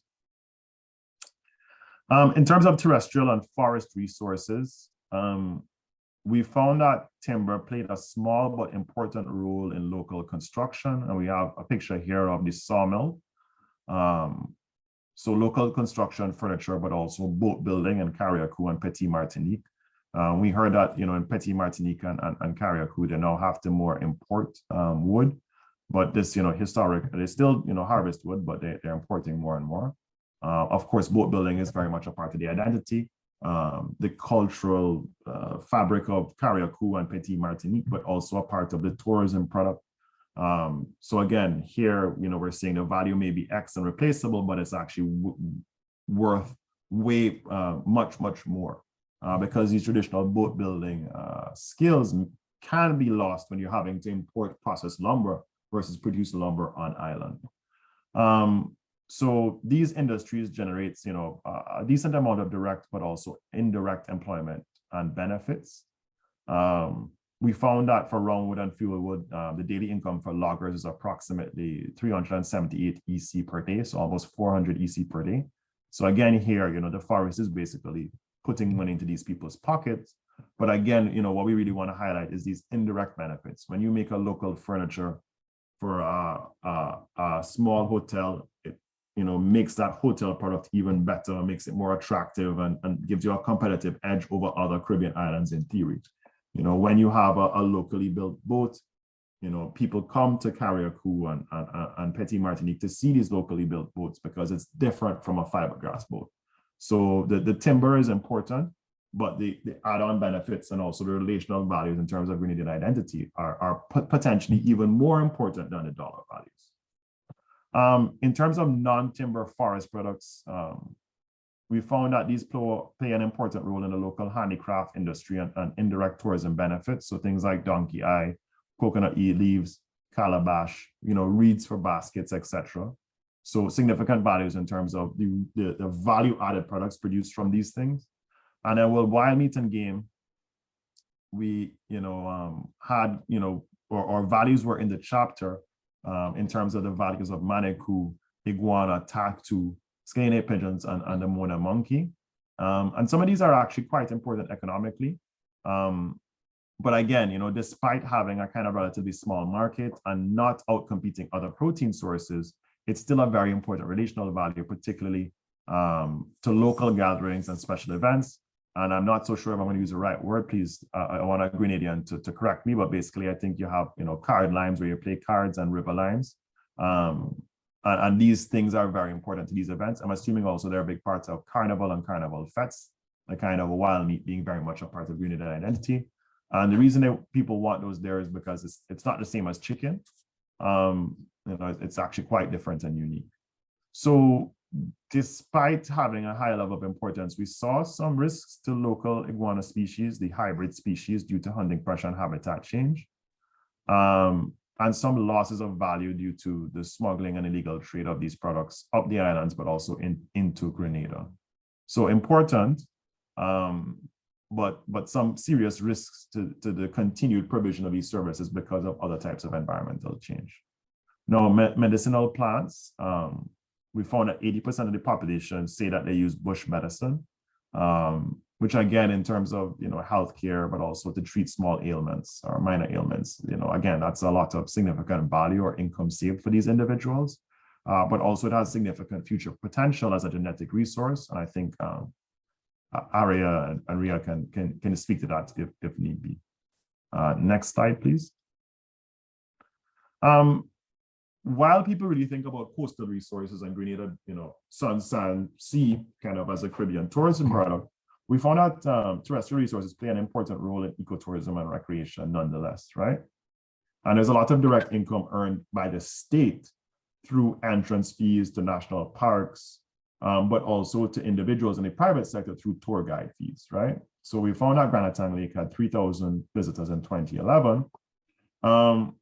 And what we were unable to quantify, we'll be very grateful if people could help us fill these gaps, is sure, the sun, the sand, the sea is great for the silver sands and the big resorts, but to the local, person, taxi driver, person who has a small cook shop, the fees generated from the terrestrial tourism, taking somebody to the Grenada Lake, driving them there in a minibus, and then offering them a tour guide, actually is very important for people's individual income. So this indirect income from the terrestrial sites is very important, but also poorly understood by the chapter. We would love to get more information on this. We also got anecdotal evidence, and I'll be very grateful to hear from Grenadians about this, that hiking and forest recreation is becoming more important for local Grenadians and their personal relationships with nature. And I'd be very interested to hear if this, people found this was true or untrue, particularly during the pandemic when people couldn't travel as much, if there was a kind of turning inwards to domestic tourism and terrestrial hiking experiences, to go to the river, to go to the waterfall, kind of in hiking groups, because anecdotally we've found that this has increased. Our current iteration of the chapter has some information on carbon sequestration, but we would like to develop these further to get more robust estimates. But we already have an estimate of the net carbon fixation benefits provided by the forests around Grenada Lake as being about 250,000 EC per year. So 237,000, so close to 250,000. So we're assuming that the carbon benefits provided by these forests are quite significant, and we can definitely put, and we will be putting a dollar value to those estimates based on whether or not that carbon could be sold in carbon markets. But I think what's important to highlight here is we'll probably get a very big dollar value here for how much this carbon could be sold in markets, but maintaining the ecosystem's ability to store that carbon and the other services provided by those ecosystems are potentially more important to local Grenadians in terms of erosion control, in terms of the water cycle management, as was mentioned earlier, which is one of the biggest risks from climate change. So we will be providing more detailed estimates of carbon sequestration. I'm grateful for any comments on how you want us to reflect that, but also there are other services provided by forests which are equally as important, even though they may not have as high a dollar value. I think I'm going to pass over here to Aria, if correct. What's the next slide? Yes, so this is, we're going into agro-ecosystems, and I'm going to pass over to Aria. Thanks so very much, Alex, for an excellent start. Well begun is half done. So just following up, I am going to take us through talking about the value of agriculture and agro-ecosystems, a little bit of a touch on the One Health approach, a little bit on the summary of emerging issues and recommendations for policymakers. So we don't have too much to do, and I'm going to just zoom through it quite quickly. So in terms of agriculture and agroecosystems and value there, the available literature has identified that major crops account for 47% of total exports and employ about 13.8% of the labor force, as indicated. Grenada is a spice isle, and agriculture related to spices is an important economic and cultural value. And here we, within the chapter, highlight the value of nutmeg and other spices like mace, pimento. Average exports of EC 21 million for nutmeg, as well as 14 million for mace annually have been identified, and value-added foods and cosmetics that are less important but have high potential for development have also been identified. For cocoa, important raw material as well as value-added products with global recognition have been identified, an average of 5 million in cocoa sales, as well as 3 million EC in chocolate sales, with approximately 32,000 visitors to agro-tourism sites, like the Guave station that we have, Belmont Estate, et cetera, was also identified. Fruit trees have limited export, for example, with mangoes, but those seem to be increasing. And there was a recognition of the high value of local varieties, particularly of our mangoes, due to unique features such as taste. Next slide. For soursop, this is an emergent sector with high levels of economic importance, so economic value. Grenada enjoys being one of few exporters to the US of soursop and netted 7.2 million in 2017. So when we looked at the values we got in 2012, which was 0.28 million, and again, up to 2017, there has been some increase there, considerable increase in the value of soursop. But there are other products that may have this potential, and we appreciate having some discussion. I think that Alex put it excellently when he said, it's not well understood by the chapter. So if there is further information, we would welcome that. With respect to carbon sequestration by major crops, Alex spoke a little bit about what's happening around Granatang, Annandale forested area. But as you know, in agroecosystems, we also have carbon sequestration. And indeed, Mr. Roderick St. Clair has led the way with the discussion and actually the quantifying of how much carbon nutmeg can sequester as a plant. And then when we estimate per hectare, whether it's mixed stands with banana and cocoa, or whether we have less stands and with appropriate spacing, and a conservative estimate is $200,000 in carbon pricing per year in terms of its carbon sequestration potential. And that's really important to us because it says not only do we have the value within watersheds and agroecosystem, but now in the context of climate change and our fight to capture and store carbon, we recognize that our agricultural lands can also give us support for that. Backyard farming was also identified as important for both relational and instrumental value for those employed in more seasonal or more volatile industries. It's important for the production of value-added products for income, and kitchen gardens and provision grounds, including breadfruit, mango, avocado, coconut, and provision like dasheen, tanya, yam, were also really important, both instrumentally, but also relationally, culturally. For the poultry and livestock and the value from poultry and livestock on island, local poultry was 12% of the demand was supplied locally.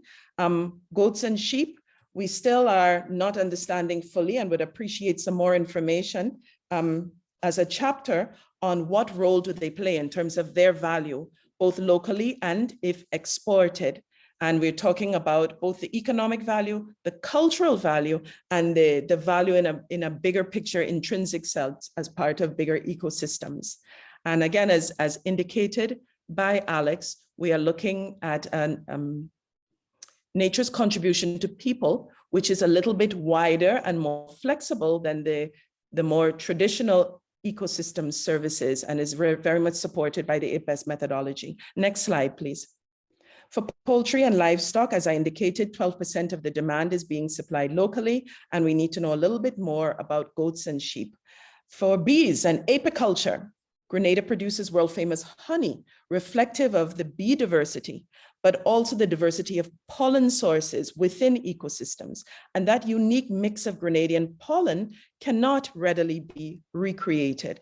And you can see there that we're starting to tease out the value of that. And approximately on island, it's suggested that there are 1,400 beehives, where a single hive can produce US $1,664 per hectare. Per annum, in honey products.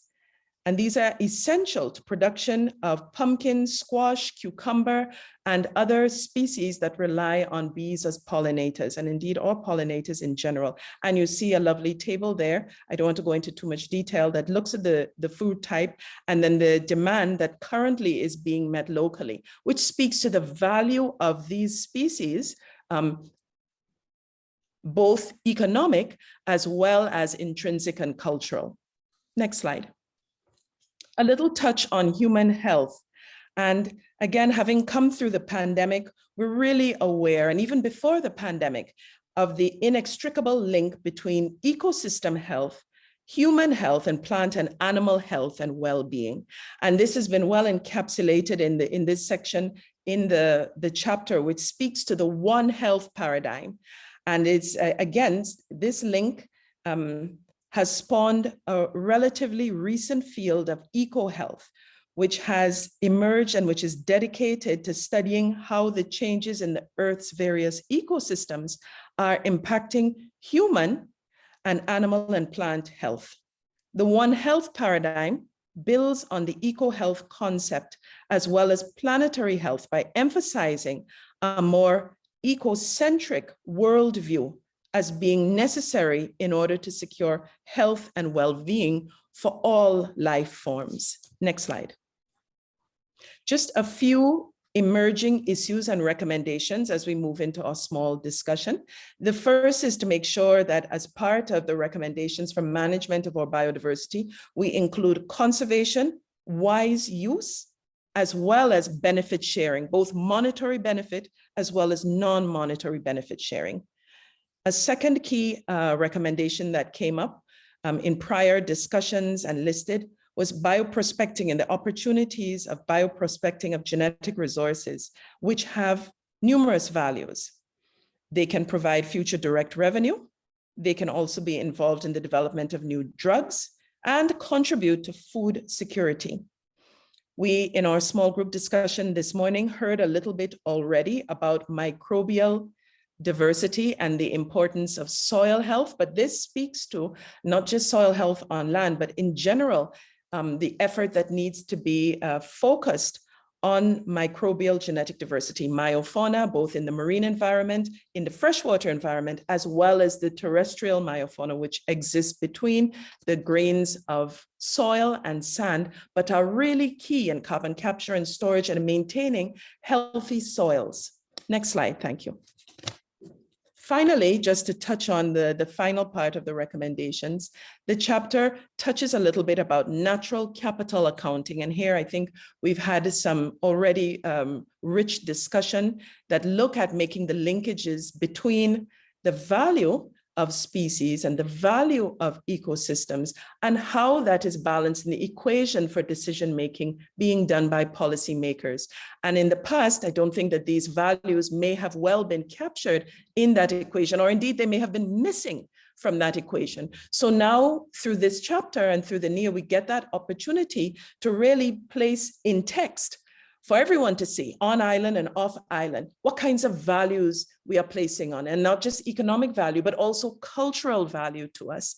And as highlighted by Alex, the cultural value is being found, particularly for local communities, to be as important, if not more important, than the typical economic values that we are accustomed to using in development decisions, et cetera, touching upon payment for ecosystem services approaches, talking about nature's contribution to people and the need to make sure that we have robust stakeholder engagement, touching on green and blue bonds, and policy recommendations related to genetic resources. On that note, I want to close and invite us all to move quickly to the breakout sessions where we will be addressing specific questions, looking at coastal and marine ecosystems, freshwater resources, terrestrial forest resources, and then the agriculture and agro-ecosystems, and then some other questions that we have for you to look at and give us some feedback. Thank you, and over to the chair. Aria, okay, so I note you're concerned about time. I will open the floor for 2 comments before we go to the breakout. Oh, I beg your groups. pardon. Yes. Sorry, I forgot about that one. If anybody has anything they would like to say in plenary before we go to the breakout groups. Just to say that was an excellent presentation, guys. Joyce, go ahead. Joyce, you're on mute. Yes, Natalie, thank you very much. I don't want to stay too long, but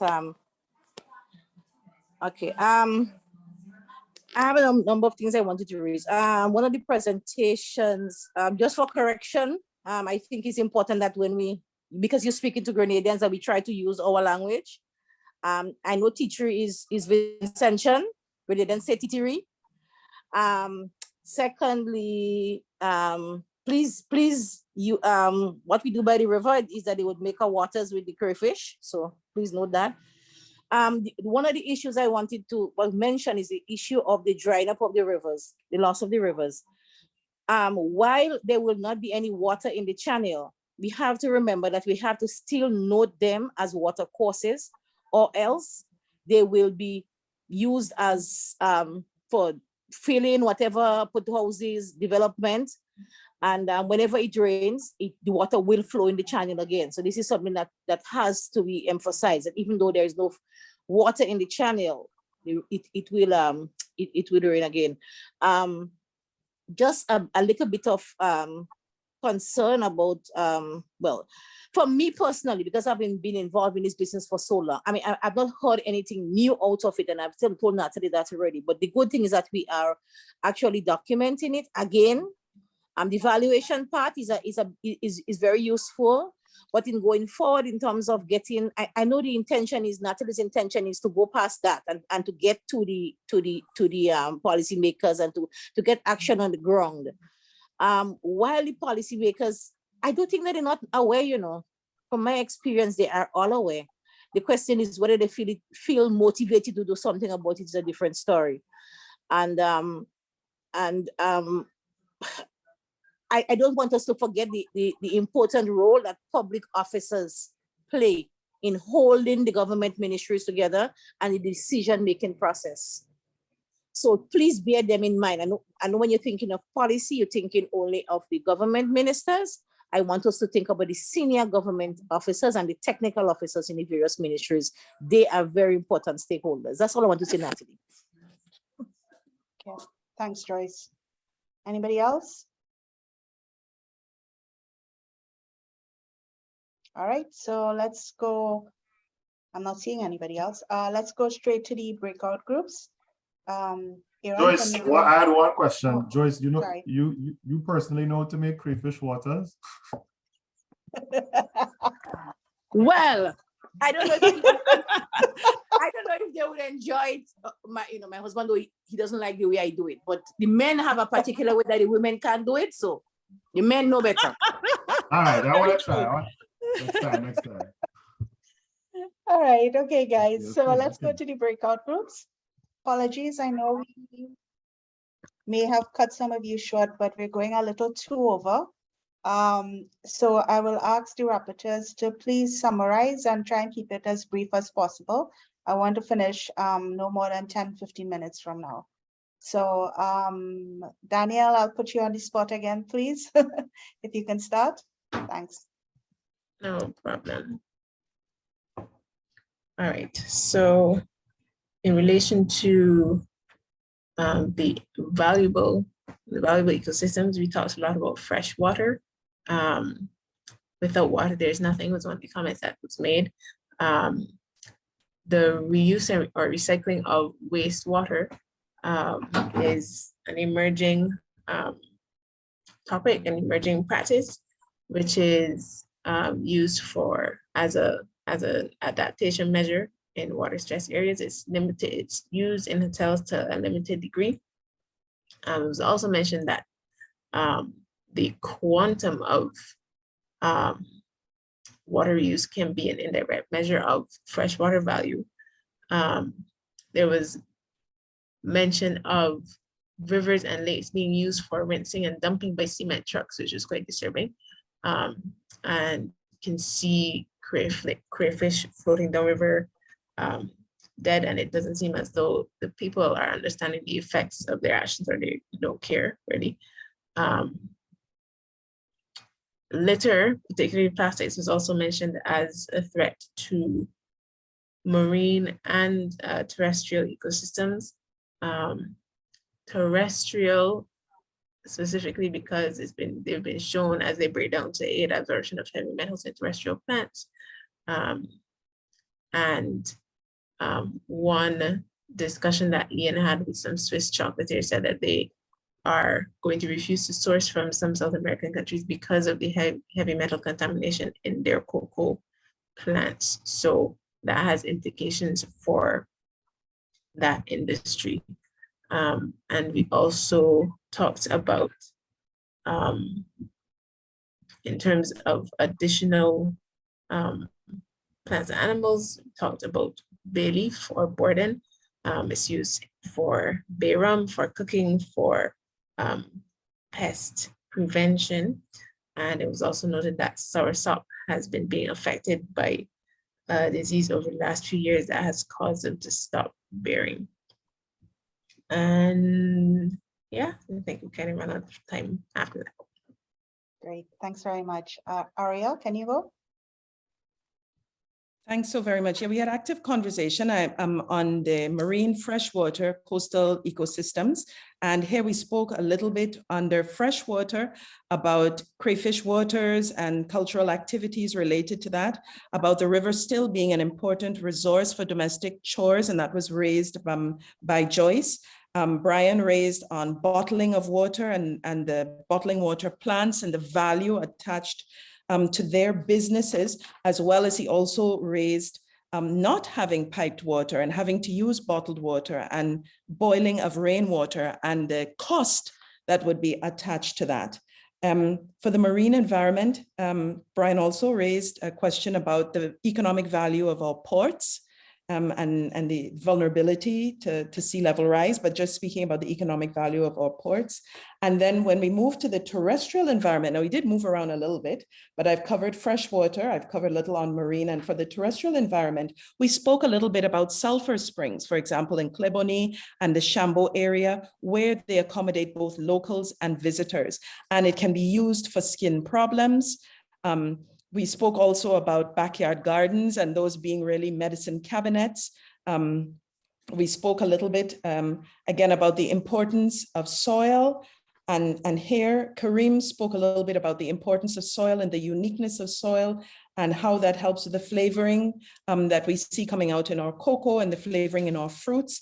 Kareem also supported the idea of having a seed bank in Grenada and an emphasis on understanding and documenting the diverse wild stock that we have and the value of that wild stock. He spoke a little bit more again about soil fertility, soil health, and how it is being managed because the soils are vital to overall production and to feeding livestock. And the key emphasis being on how soils are being managed and the treatment. We heard a little bit more about use of already existing databases for fruits that needed to be updated. And from that, assessments done to understand what we are losing and the value of what we are losing for fruits, for crops, as well as for medicinal plants. Kenia, just lastly, spoke a little bit under opportunities about the ecotourism opportunities that can be developed. And instead of having a focus on building big hotels, have a focus in an ecotourism context on smaller hotels supporting hashing, hiking, and that specific niche within tourism, the ecotourism niche. For emerging issues, Brian's highlighted a little bit about things that help us with managing mosquitoes, not just because they're pests, but because of the limiting of this vector for diseases. So he spoke a little bit about that angle and the value of managing mosquitoes. And we did have one or two things addressing not having stagnant water and improving water quality, water management. Again, under emerging issues, Kenia actually spoke a little bit about exploring and looking at the One Health and the links to medicinal research, increasing research on medications. Right now, we have a lot, we know that we have diabetes, hypertension, and there are local foods available that can reverse sometimes, or else at the very least regulate. She spoke about soursop, we spoke about turmeric, ginger, and other natural products and the relationship to opportunities to get value from these. She also said that it would be really important to list the value and the benefits of the various fruits we have. So we've seen this for apples and so on. I know that the Food and Nutrition Council does work to look at what our local fruits produce in comparison to when you hear about blueberries and so forth. So she spoke a little bit more about saying we need to have that kind of information well documented. That knowledge must be on paper about here's what we know. Another thing that came up related to that was as part of emerging issues that it's a two-sided coin, because we know that other countries can access these resources and with that knowledge go on to do research, patent, and then benefit in monetary and non-monetary ways from our resources without us getting anything back. And therefore, documenting this and also joining things like access and benefit sharing protocols and setting these up to help welcome that partnership, but recognizing that benefit sharing must happen was also part of the discussion, was important. The chapter was identified basically as being the tip of the iceberg. And so there are many, many more benefits, and we hope that this will spawn further action. Thank you so very much. Okay, great. And Cindy? Thanks, Natalie. So in terms of coastal ecosystems, our group mentioned that resources, species are getting scarcer or disappearing, that many times they may not be commercially important, but are an important part of the food chain. So if these are lost, of course, there will be issues with commercially utilized species also disappearing. So the mention was made of species like sardines and fry, which are bait fish for larger coastal pelagics. And these are disappearing because of pollution going into the marine environment and other issues. So it's important to look at terrestrial ecosystems when we're addressing issues of the marine and coastal environment, needing to clean up our agricultural, domestic, dangerous chemicals, those kinds of waste that get into our marine ecosystems. So the point was made that we have to protect our terrestrial ecosystems to have add-on effects of protecting our marine ecosystems. One of the issues, again, was overfishing, where the fishers are using beach seines, which have small net sizes. So we're having an issue of smaller sizes of fish being caught that are also not thrown back or anything. So they're still affecting the fish species in the coastal environment. The issue of solid waste and plastics was raised in terms of, values on human health, negative environmental activities affecting human health, and hence, there's a price attached to that in dealing with health issues. A reminder was made to look at endemic species overall, and there was mentioned that there were a number of them mentioned in the chapter already. In terms of agricultural systems, the mention was made of, a lot of discussion was done on the backyard farming issue, which Arya just mentioned as well.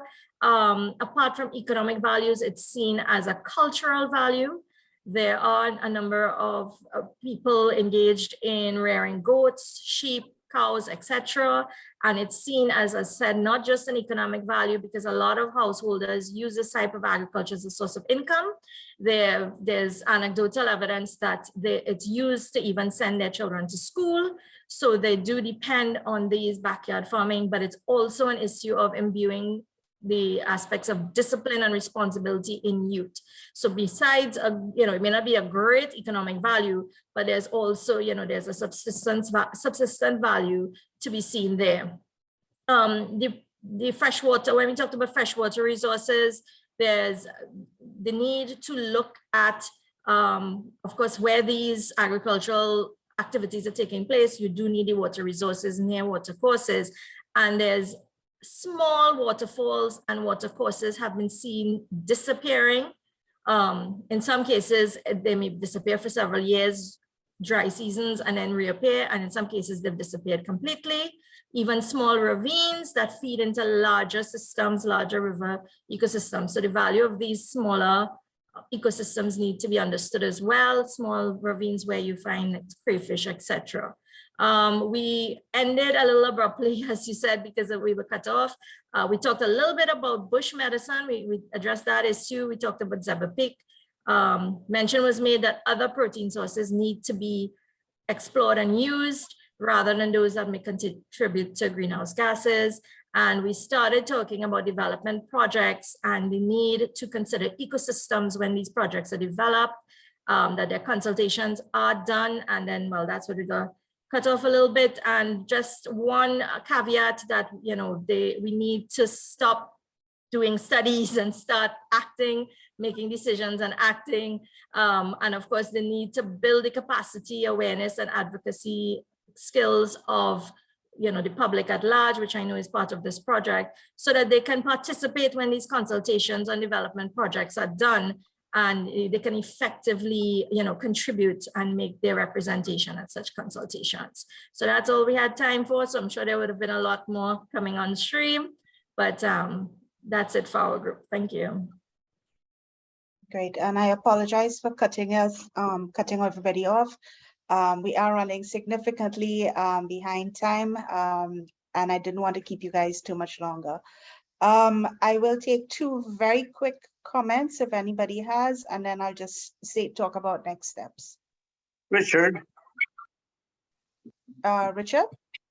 Yes, I just want to mention that since I'm in Carriacou for the last 12 years, this is the most impressive meeting we had, Zoom meeting, very, very well organized. And I think your document is really easy to understand. However, you're missing a chapter. And the chapter you're missing is the action plan. You need to identify who, what, where, how much it will cost with the priority, and then decide, okay, attack all the priority number one, because there is so much to do that we need to prioritize. But it was very, very good presentation. Right. So to say we do have a chapter on policy and recommendations, which will go some level into that. I'm not sure if we're going to get as concrete as an action plan, but certainly there will be actions suggested under that chapter as well. So there is, we'll be doing a review of that chapter later on this year or early next year. Okay, I'm not seeing any other hands up. So just to say thank you to everybody. Thank you all for allowing us more time. We don't normally run this late on meetings, but thank you for sticking it out. Thanks to all the presenters. I think you all did an excellent job. Thank you so much. Cindy, Alex, Aria, our rapporteurs, especially Daniel, who did that double duty. Thank you very much, Daniel. 2 rapporteuring sessions, and a reminder to you all to send us in the Word document summarizing that we can forward to the chapter authors as well. Thanks to the Canary team, very hard at work behind the scenes. So Aaron, Aditi, and Anastasia, thank you very much. In terms of next steps, so we will be making a final call for comments. We'll send out the chapter summaries again and the breakout group questions. So if you didn't get a chance to comment now, you can send us comments via email. As per the first session we had a couple of weeks ago, we are looking for official chapter reviewers, people who will review the actual document. So if you are interested in doing that, you'll have to let us know. You'll have to sign a little confidentiality agreement before we actually publish the document. You're reviewing the draft material, and you will be credited as a reviewer on the chapter as well. So, and it doesn't have to be the whole chapter or more than one chapters, whatever you're comfortable and are interested in.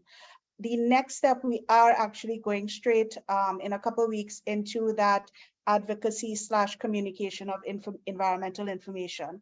We'll be using some of the material in the NEA as the basis for this, but overall it's about how to communicate, how to advocate. So our colleagues, for instance, from the Grenada Green Group, you are more than welcome to attend. You might get some ideas how to do your own campaigns as it pertains to littering, etc. So look out for notices for that. And with that, Arya, do you want 1 minute to give some closing remarks as a co-chair, as you didn't speak the first meeting, and then we can close? Sure, I just want to say thank you so very much for the responsiveness of those who have attended. I really feel that I'd like to echo Mr. Laflamme's comments. We have seen a tremendous effort to coordinate by Canary, 72 different authors. We have seen a tremendous effort by the lead authors, some of whom presented today, and the contributing authors to work with Grenada. I think that it's really clear that we have a rich opportunity here, and before things are actually lost, we want to do more than just document it. So I want to thank you all. I want to ask, please, for you to consider and take time to document what you feel may have been concerns, so that we make sure to receive those and see how best to package them. And whether, if we can't put it in the NEA, we can put it in the Citizens Guide, or if there are other ways as we update our National Biodiversity Strategy and Action Plan and other key policy documents where we can actually fit this information in. So again, I want to say, on behalf of the 3 co-chairs, academics, civil society, as well as government, thank you so very much for making the time. 3 hours out of a busy day is a lot of time. And I want to again thank us all for the hard work and the thinking that went into this. It's very, very much appreciated. Back over to you, Natalie. Okay, great. That's it, guys. Please go have lunch, and thanks again for your time. Bye.